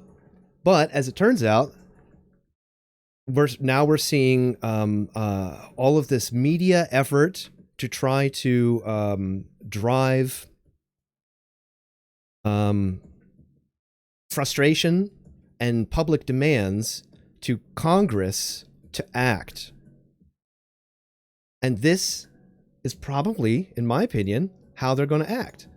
This bill will start appearing, they'll start talking about it in the news, and there will be likely further hearings about this drone stuff that's going on, where they will, this bill will grow in its popularity and its support. And then by the time it gets up for a vote, in a scenario where the military says, hands off, we can't help you because of the laws, and the public is saying, Congress, what is going on? Where are my senators and representatives? I don't understand. What is the government doing? We want answers. In this environment, a bill like this is a lot more likely to pass without criticism and without amendment than it would be if it was passed in a complete peacetime scenario. So what I think is going on is that there appears to be a multi-agency effort to change specific laws and cede power from the United States elected federal apparatus and transfer it to the unelected secret classified apparatuses and policies within the Department of Defense.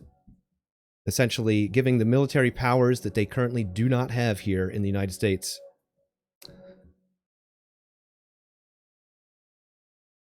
I don't think it's UFOs.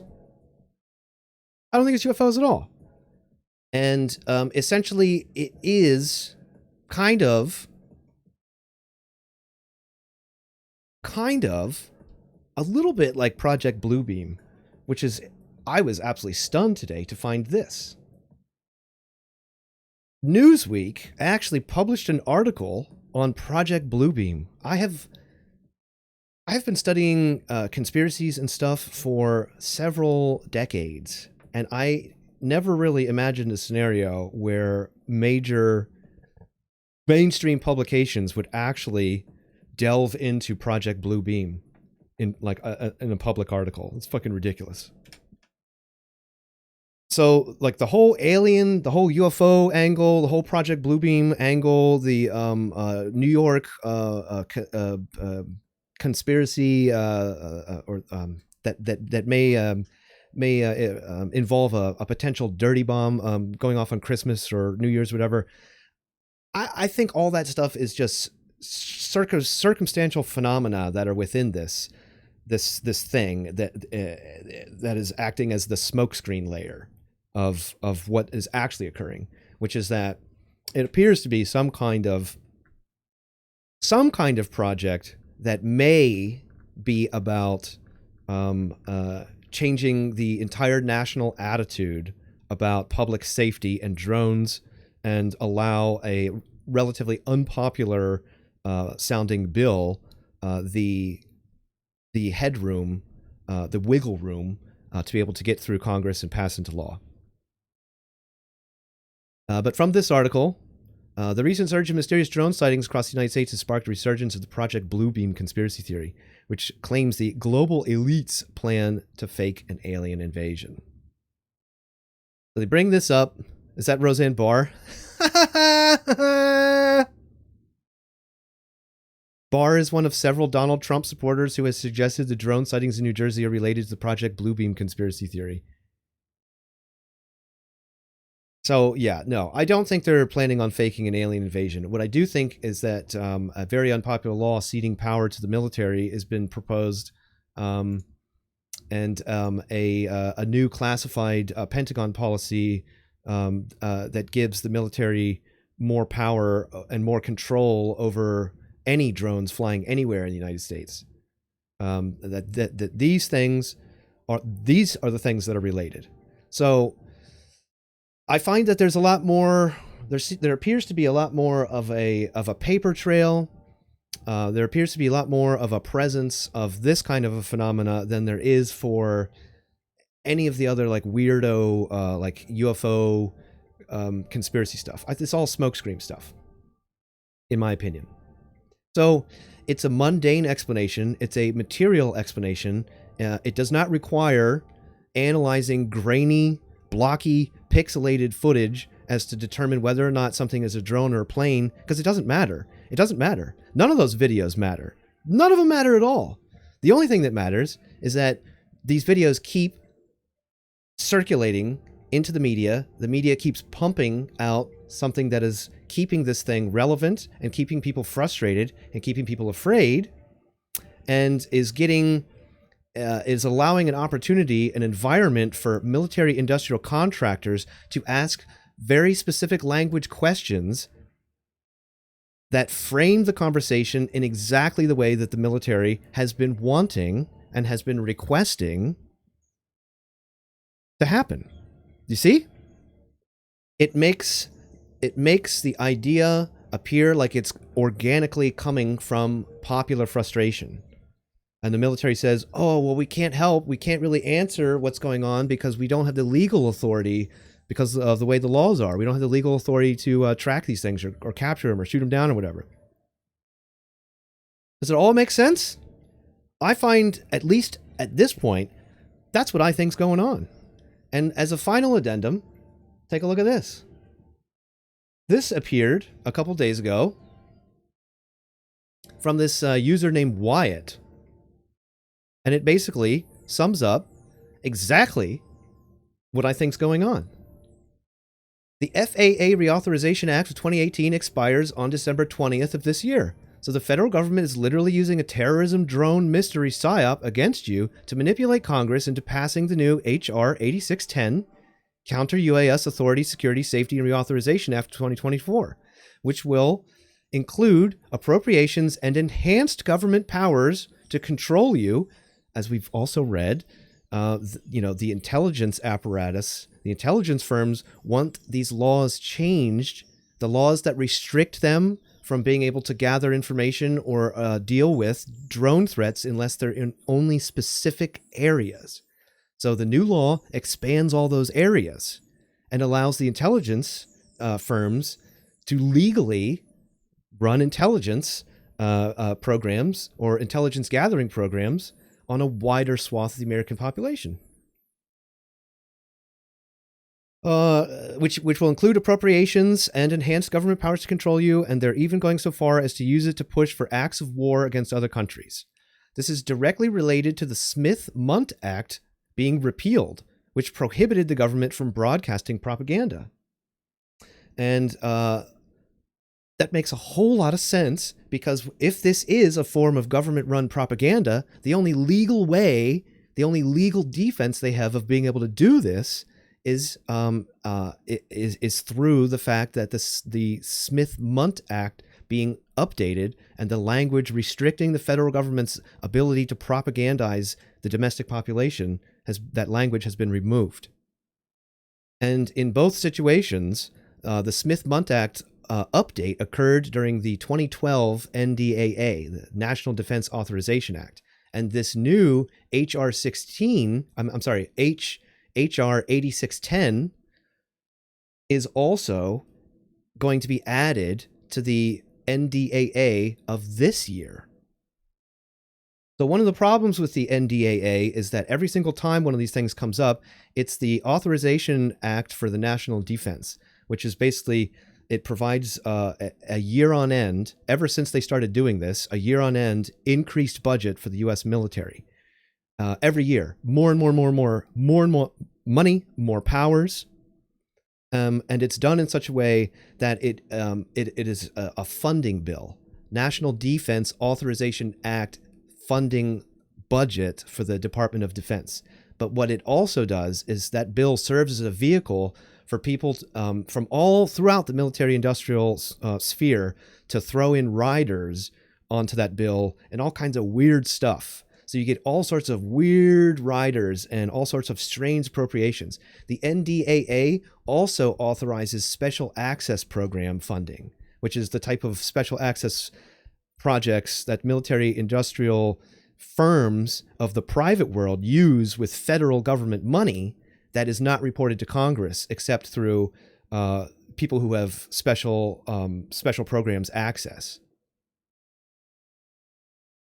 So yeah, that's kind of what it looks like is what's going on here. It kind of looks like we are having a government, some apparatus of government, and I'm thinking it's compartmentalized.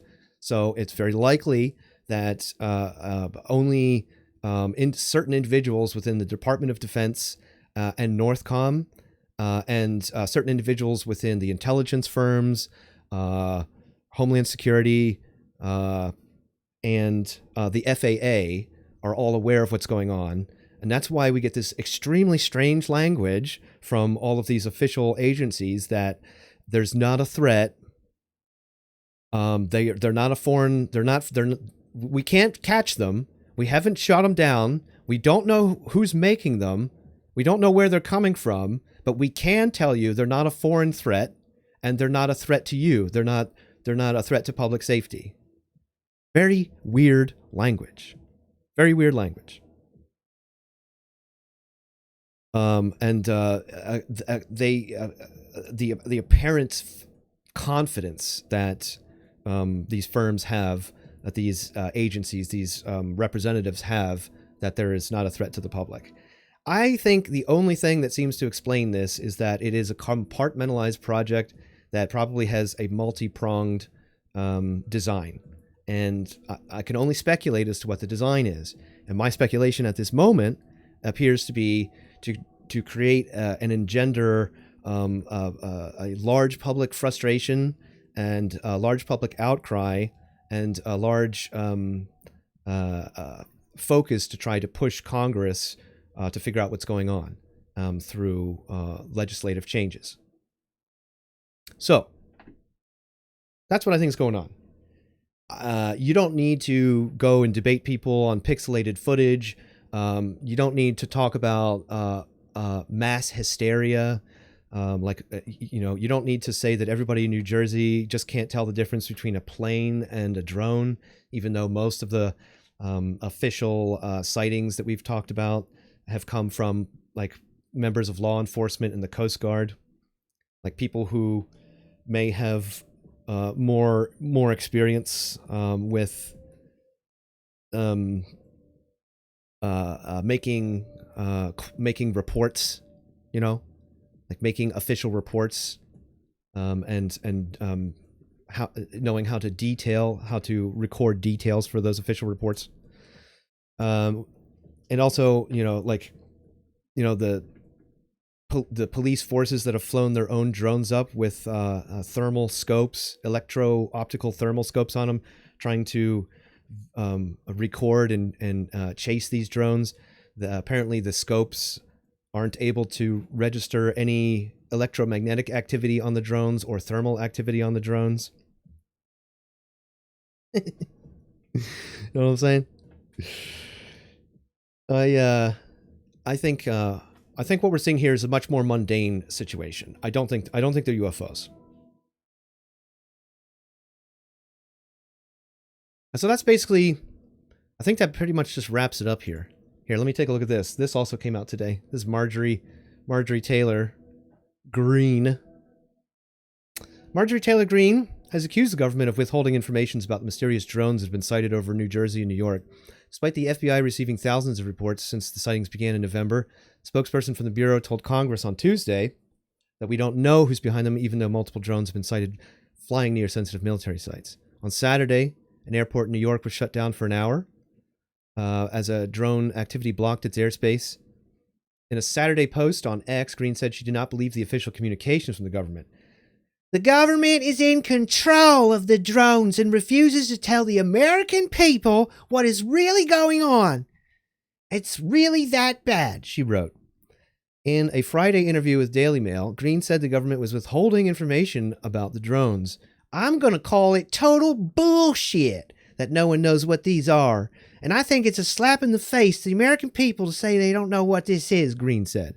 She continued, they can track down a guy that just killed a CEO, but they can't identify where these drones are, where they're coming from? I think it's absolutely disgusting to lie to the American people like this, and the truth needs to be told about it. Newsweek has contacted the FBI via email and Green's office by phone for comment. While federal agencies, including the Pentagon, maintain they don't know where the drone's origin, the FBI says many of the sightings are likely misidentified manned aircraft. Around 5,000 reports have been received by a national tip line established due to widespread calls for answers from civilians, local authorities, and FBI official told reporters on Sunday press call. Of these tips, however, the official said that less than 100 leads have been generated and deemed worthy of further investigative activity. And then they bring in an expert, Vijay Kumar, professor of mechanical engineering at University of PA, skeptical of rumors that drones were being sent by a foreign state actor and suggested evidence pointed toward it being a U.S. government operation. Kumar said that even though the FBI said it doesn't know who is behind the drones, it does not mean the U.S. government as a whole is not involved, especially given that the drones have been sighted near airports, military bases, which are equipped with sophisticated radar. There's a lot of firewalling between agencies. So the fact that FBI says they don't know what's happening, that's very likely too. But I find it really hard to believe, as somebody who's lived in this country for 40 years, the U.S. government doesn't know exactly what's going on. So that's probably what now? The third or fourth military-industrial researcher who we've heard say that it's very likely a compartmentalized government project that is operating with some kind of need-to-know application. So that two things can simultaneously be true. That the DOJ, that Mayorkas, that the FBI could come out and say, we don't know what's going on. And they could actually be telling the truth, but that a compartmentalized operation may still also be occurring. That's how it works. That's how compartmentalization works. That's what need to know means. That's what it means. And another good point is that most of the, every single one of the drones has been, they have lights on them. We did hear that the police chief who was flying his helicopter over top of one of these drones said the drone turned its lights off and flew away. But for the most part, it seems that, at least from all the footage we've seen, whatever it is, if you, just to bring footage into this just for that, all of the footage, regardless of how blurry it is, every craft has FAA lights on it, blinking FAA lights. And that suggests that what's going on is not it's not actually committing any crimes. It's not actually illegally, because it would be illegal to fly these drones around, even if it was like the Department of Defense or something flying these drones around and they didn't have any lights on them. It would be an illegal action for sure, because it absolutely goes against FAA guidelines, and it would be a tremendous threat to public safety, a tremendous threat, especially for other aircraft. You know, it would be a potentially disastrous scenario. So we're seeing all these crafts with lights on. Again, it stands to reason that these are government craft. That this is a compartmentalized government operation of some sort. Again, probably through the DoD, probably through Northcom, because Northcom literally just got done doing this experiment in Fort Carson, in Colorado, in October, from October 19th to October 30th, exactly 2 weeks before the first drone sightings in New Jersey began. The Department of Defense, through Northcom and FAA, were literally in Fort Carson for Project Falcon Peak 2025, studying this exact same scenario. And then 2 weeks later, here we are, right? So that's my take. That is my take on the drones over Jersey phenomena. It is not aliens. I don't even think it's related to Bluebeam. It's all smokescreen. It's all smokescreen. I don't think it's a mass hysteria and like literally nothing's going on. But I think there's an aspect of mass hysteria that's part of the response to the stimuli. There's a stimuli, then there's a response, and the media is part of the response. And the media promoting this stuff, pumping it every day, more and more and more, it creates an increased stimuli to people and a feedback loop. So you can actually have a scenario where people are freaking out seeing drones, and it is like literally other people flying drones around, right? like investigating where the mystery drones are coming from, right? You can have feedback scenarios like this. I'm not saying that these things aren't occurring at all. I'm saying that they are reactions to stimuli. They are symptomatic of a larger phenomena. And the larger phenomena is not aliens. It's mundane. That's what I think at this time, as of today, Sunday, December 15th, about 4 p.m. my time. So I'm going to continue to follow the story over the next few days and into the foreseeable future, and try to see what details change, what details emerge, if I'm right, if I'm wrong, and we'll do another report. We'll do another wrap up on the phenomena at a later date. That wraps up my coverage of Drones over New Jersey. Thanks for watching. I appreciate you guys for being here. If you like the content, consider supporting the channel. My main is over here on Twitch, and you can support me with a subscription. And I'm very, very happy and very appreciative of everybody who does subscribe and support the channel. Thanks very much. If you like this content over here on YouTube, please go ahead and give me a thumbs up on that, and smash all the buttons. Smash all the buttons. We need to get this channel to grow over here. All right, well, until next time, everybody, you take care of yourselves. Adios.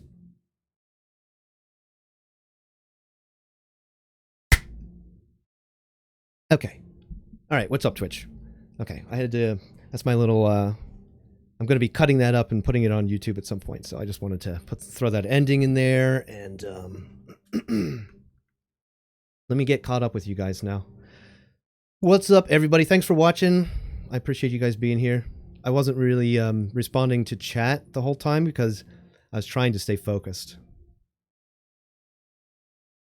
What is the drone situation? Watch the VOD. What's up, Poke? Grumpy says, I wish I could listen to you, but your Twitch instantly started with a 2-minute ad compilation. I don't run 2-minute ads. I only run 3-minute ads. But that sucks. You don't like ads? Consider subscribing. Thank you.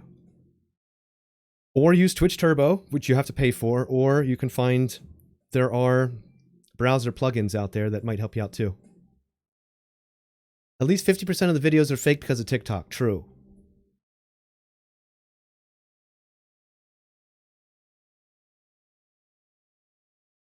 Maybe it would help if you guys could see what I was looking at too. Chatterino, where are you, Chatterino? Where is my Chatterino? What the fuck is it?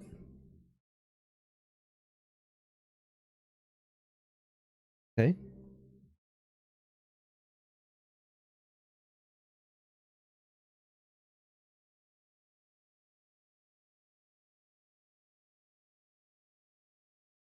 Oh, I guess I must have deleted it. All right, I'll just have to re-add it. Come over here real quick. Maybe it's over here. You know what OBS needs? OBS needs a search feature in sources, because sometimes if you have, like I do, an ass load of sources in a scene, the only way to find one you're looking for is to scroll through it and read them all. What it really needs is a search bar. That would be fucking amazing.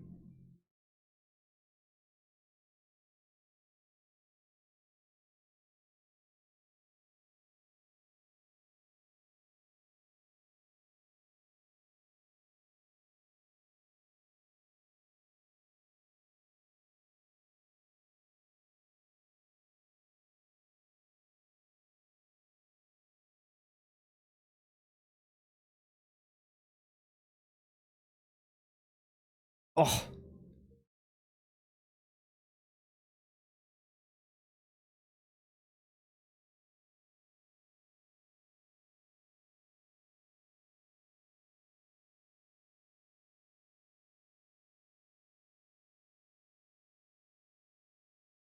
Okay. Okay. First of all, hi Wool, hi Grumpy. It's obviously FAA compliant UFOs of the 200-foot Miami Mall aliens. Oh my god, I remember that. I remember the fucking mall aliens. What nation was that from though? Shit, we still have to remove the new emote. I guess Feig must have missed that one. We're trying to remove all of the emotes that are like very commonly used words with lowercase first letters that Meraki added, which has caused a fucking eye cancer with everybody's comments, because like half of the commonly used words are fucking emotes. So we're removing all of those so that chat is once again legible. It's a Wunderwaffen project of Argentinian World War II Nazi scientist remnants. Honestly, that would be way more exciting than what I think is actually happening. Sounds to me the US is easily invadable. Red Dawn deniers stay seething. That's exactly what Northcom thinks as well. That's why they're going to change the laws, whether they have to scare us with 1,000 drones or not. If I fly a drone over Area 51, I get arrested and probed by A. Lemos. True. And if you go out there and you think I'm wrong about this, go try it yourself. Don't actually do it unless you have a good lawyer. Go out to a restricted site. Go out to a Air Force base, go out to a military base, and fly a small, shitty Amazon drone over it. You don't even need to take photos, and I don't recommend taking photos, but go fly a drone and see how quickly you get caught. You're going to get caught. You're going to get caught fast, and you're going to go to jail. But somehow, all this stuff going on over the Jersey Shore, military's like, whoa, I don't know what to do. Are we getting close to Project Bluebeam? Yeah, we covered that. I don't know. Probably not. And if it is a version of Project Bluebeam, I don't think it'll be aliens. I don't think it'll be aliens. I think it'll be just like as we've seen, this mysterious drone incursion, mysterious use of drones. Sorry, Will, have you ever seen Jersey Shore? New Jersey folks can be this dumb. All right, relax. All right, relax. You keep that up, Meraki's going to be flying drones over your house, buddy. You don't want that. John Wello says, order out of chaos. Order out of chaos. Bingo!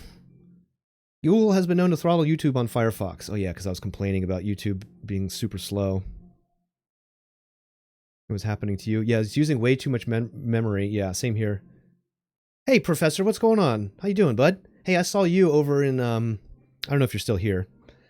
I saw you over in Jonah's channel yesterday, playing that new game Pantheon.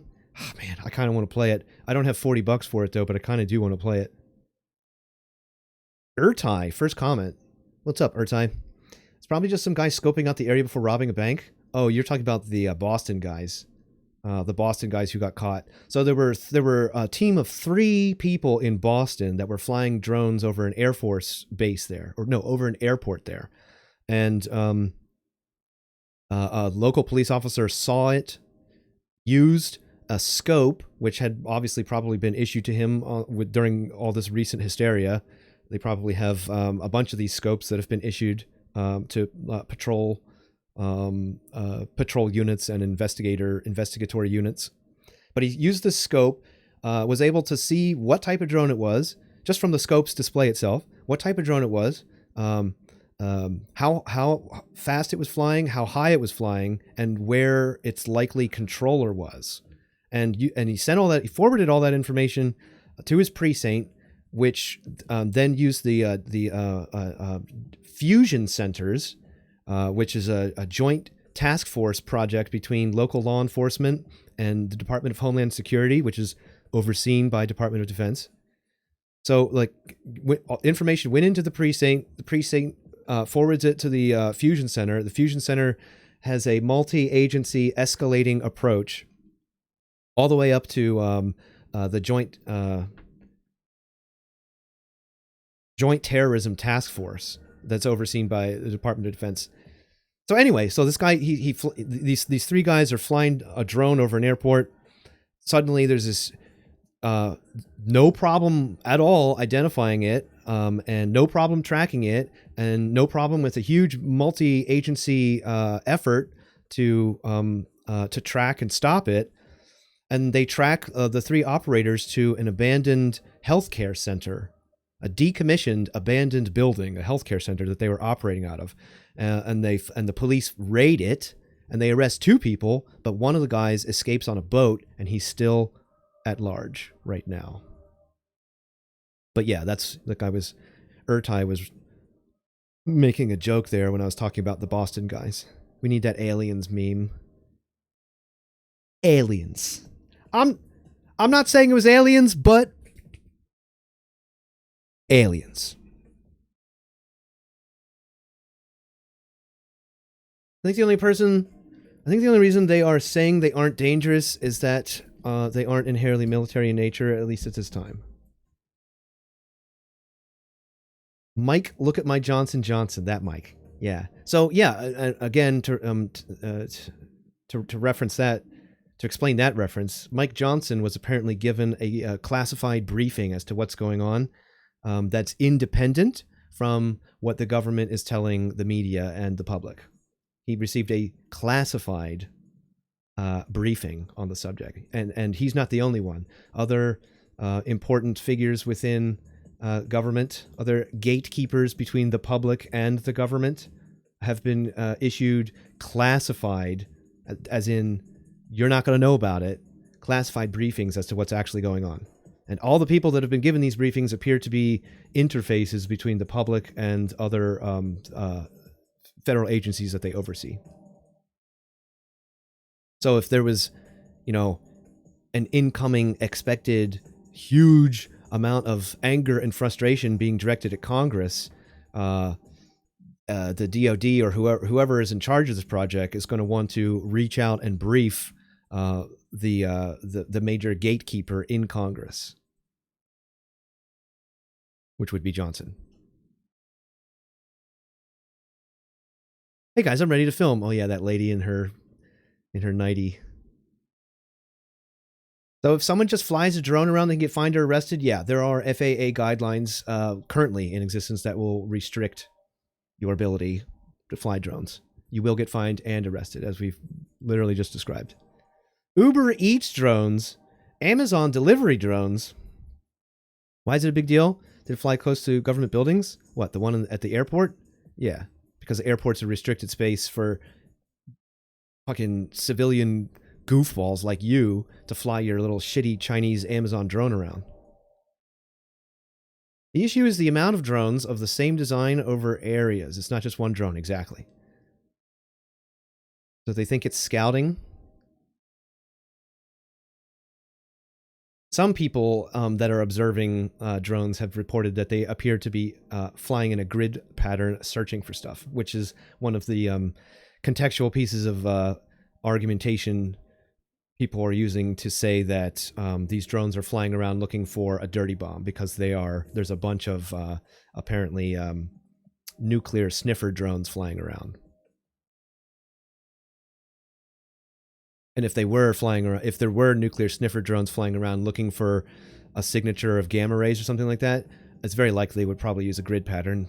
That would probably be the most intelligent way to cover a large area with, a number of craft that are operating in tandem, on a mesh network, right? You're feeling looking for something over a wide area and don't want to panic the public. It's easy to brush off the drones, not incite panic. Yeah, see, I don't think so. I don't know. It is a distant possibility that there is, in fact, some sort of national security reaction going on right now to a potential nuclear or radioactive material being potentially used in a potential upcoming attack of some kind. That is a distant possibility. It could very well be a national security threat response, and that's why they can't. That's why the military can't stop it. That's why they can't talk about it. And that's why they tell the public it's not really something to. It's not something dangerous. It is a possibility, Professor. But again, in order for that to be more believable, I think there would have to be more more contextual, corroborating evidence that that some kind of nuclear material may have been snuck into the United States somehow. And I don't know where that type of information would come from, because I'm pretty sure it would be classified all the way up and down. But it is a possibility. I'm still currently more leaning to the idea that very important laws restricting the military's oversight over drones flying around in America, and also the intelligence firms' control over drones flying around in America. Very specific bills with very specific language are expiring this month in a few days, and this scenario provides the strongest argument for why those provisions need to be updated with stronger language and more widespread powers.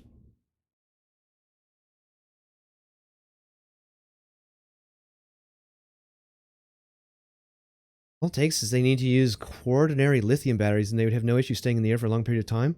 I don't know what that is, dude. Whatever that is, panic over drones is the easier way as to opposed to telling the truth what they're looking for. Public panic would make the situation worse. Yeah.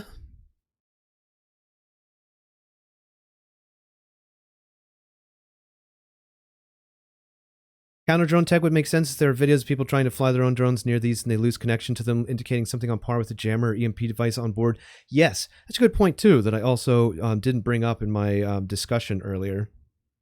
That there are more than a few examples now of random citizens trying to take their civilian purchased drones into the area in New Jersey and fly them around, and their batteries get like instantly drained or they lose connections.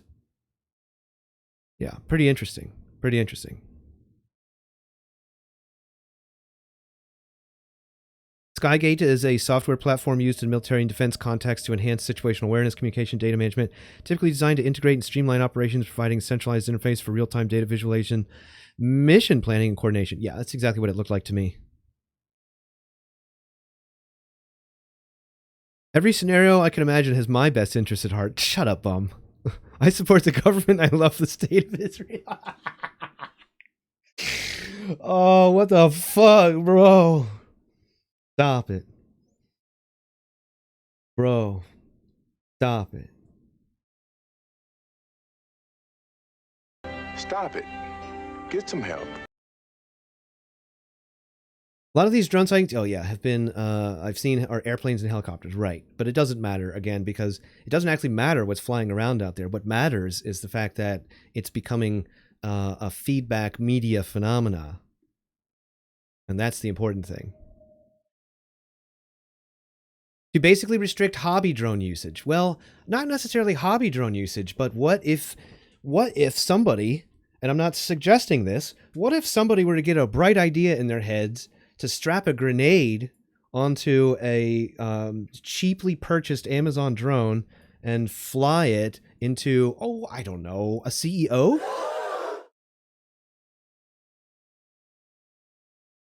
There are other scenarios beyond hobbyist scenarios for drone usage here.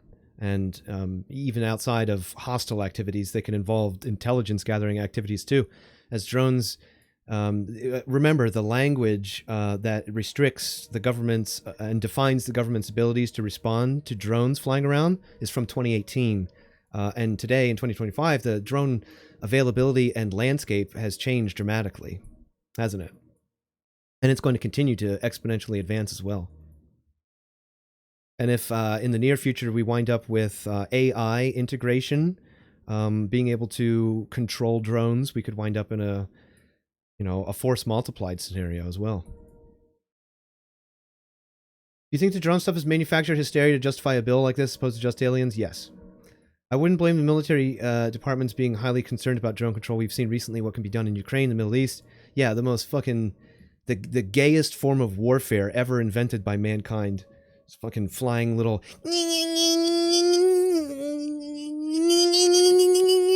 Drop a little fucking wiggly wobbly grenade down on you and turn you into fucking hamburger meat. Fucking gayest form of warfare ever designed by mankind. Now they can choreograph hundreds of drones to dance in the sky together. Imagine that tech in an aggressive military formation. Yeah, exactly. Or imagine that tech in a non-military formation, but an aggressive civilian flown formation. Right? I've seen these drones do much of the traditional UFO stuff like fast bullet. Like, I haven't seen these drones do much of the traditional UFO stuff like fast bullet movements. Me neither. They're not UFOs. Makes way more sense. Explains why military departments say not to approach the downed drones. Because it might prove that they're military, might unravel the program, and if they are nuclear sniffing drones, they're probably conceivably very dangerous. If somebody shoots down one of those nuclear sniffers and it's got like a gamma ray detector on it and like a super fluid cooled cooler, type thing, and that gets damaged and, it creates like an explosive cryo event or something. I don't know. I could see a ton of reasons for those things actually being somewhat dangerous if they were to like get damaged and then crash. And then, of course, the obvious scenario is if you puncture a lithium-ion battery, they're going to explode. They're going to catch on fire. And so if you're flying drones around, people start shooting at them, they puncture one of those things, fucking crashes into your neighbor's house, sets it on fire. Guess what? Your insurance rate is going to go up. Your insurance is going to be paying for that fixing your neighbor's house. And you'll probably go to jail on top of it. We need a Big Brother-styled emote of Wool's face. Please make it so. Meraki's scared of his own shadow, to be fair. Hey, what's up, Mojo?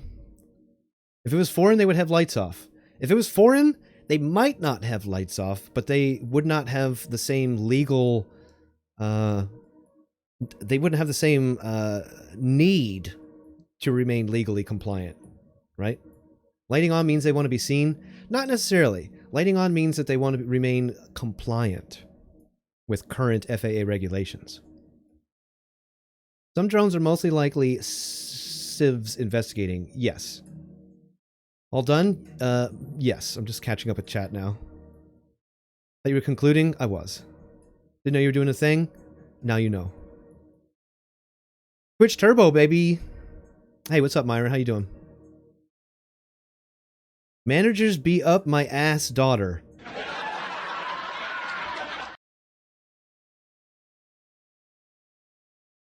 What?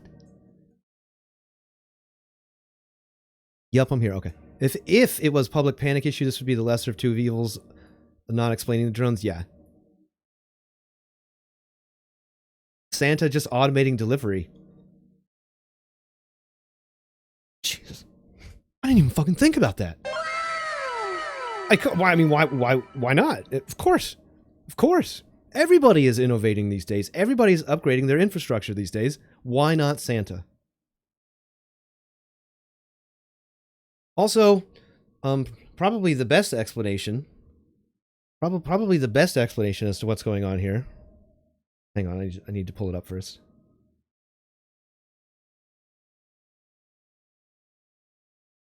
The amount of payload configuration you can outfit to drones is terrifying. Yes. Absolutely. Oh, yeah. Mojos, you're just modding your game? How's that going?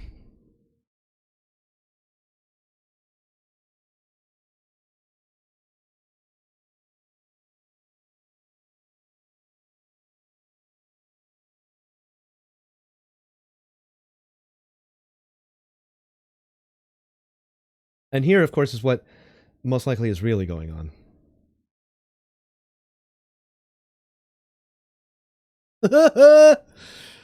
Oh, no! Oh, no! This AI-generated image was actually published by incoming President-elect Donald Trump yesterday on his Truth Social site. The explanation for the drones mystery in New Jersey is that they are all drones delivering McDonald's to Chris Christie, former Governor Chris Christie, who who Donald Trump has been busting his balls for his overweightness since fucking 2015, bro. Since 2015. I cannot believe this timeline that we're in. I can't even believe this fucking timeline, bro.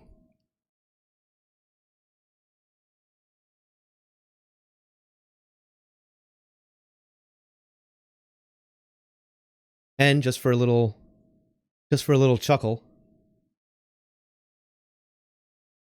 Just for a little chuckle. Ruling class be like, no, don't grow class consciousness. You're so caught up in identity politics. Aha! Yes.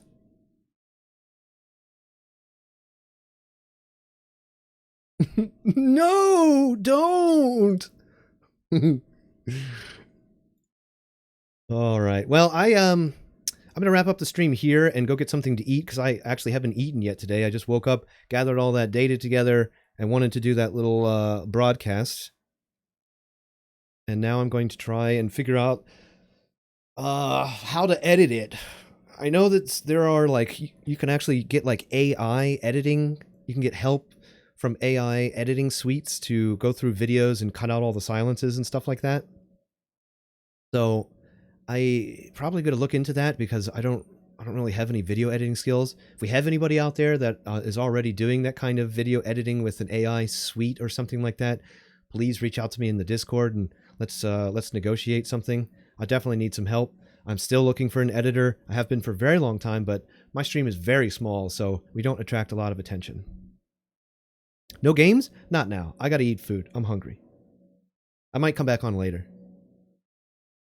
There are new drops out today for... There are new drops out today for Path of Exile 2. New Twitch drops. So it might be cool to jump into that. I also am kind of craving playing a little bit of Barony. I haven't played Barony in a long time. There's been a lot of content updates to that game since I last played. But yeah. Anyway, appreciate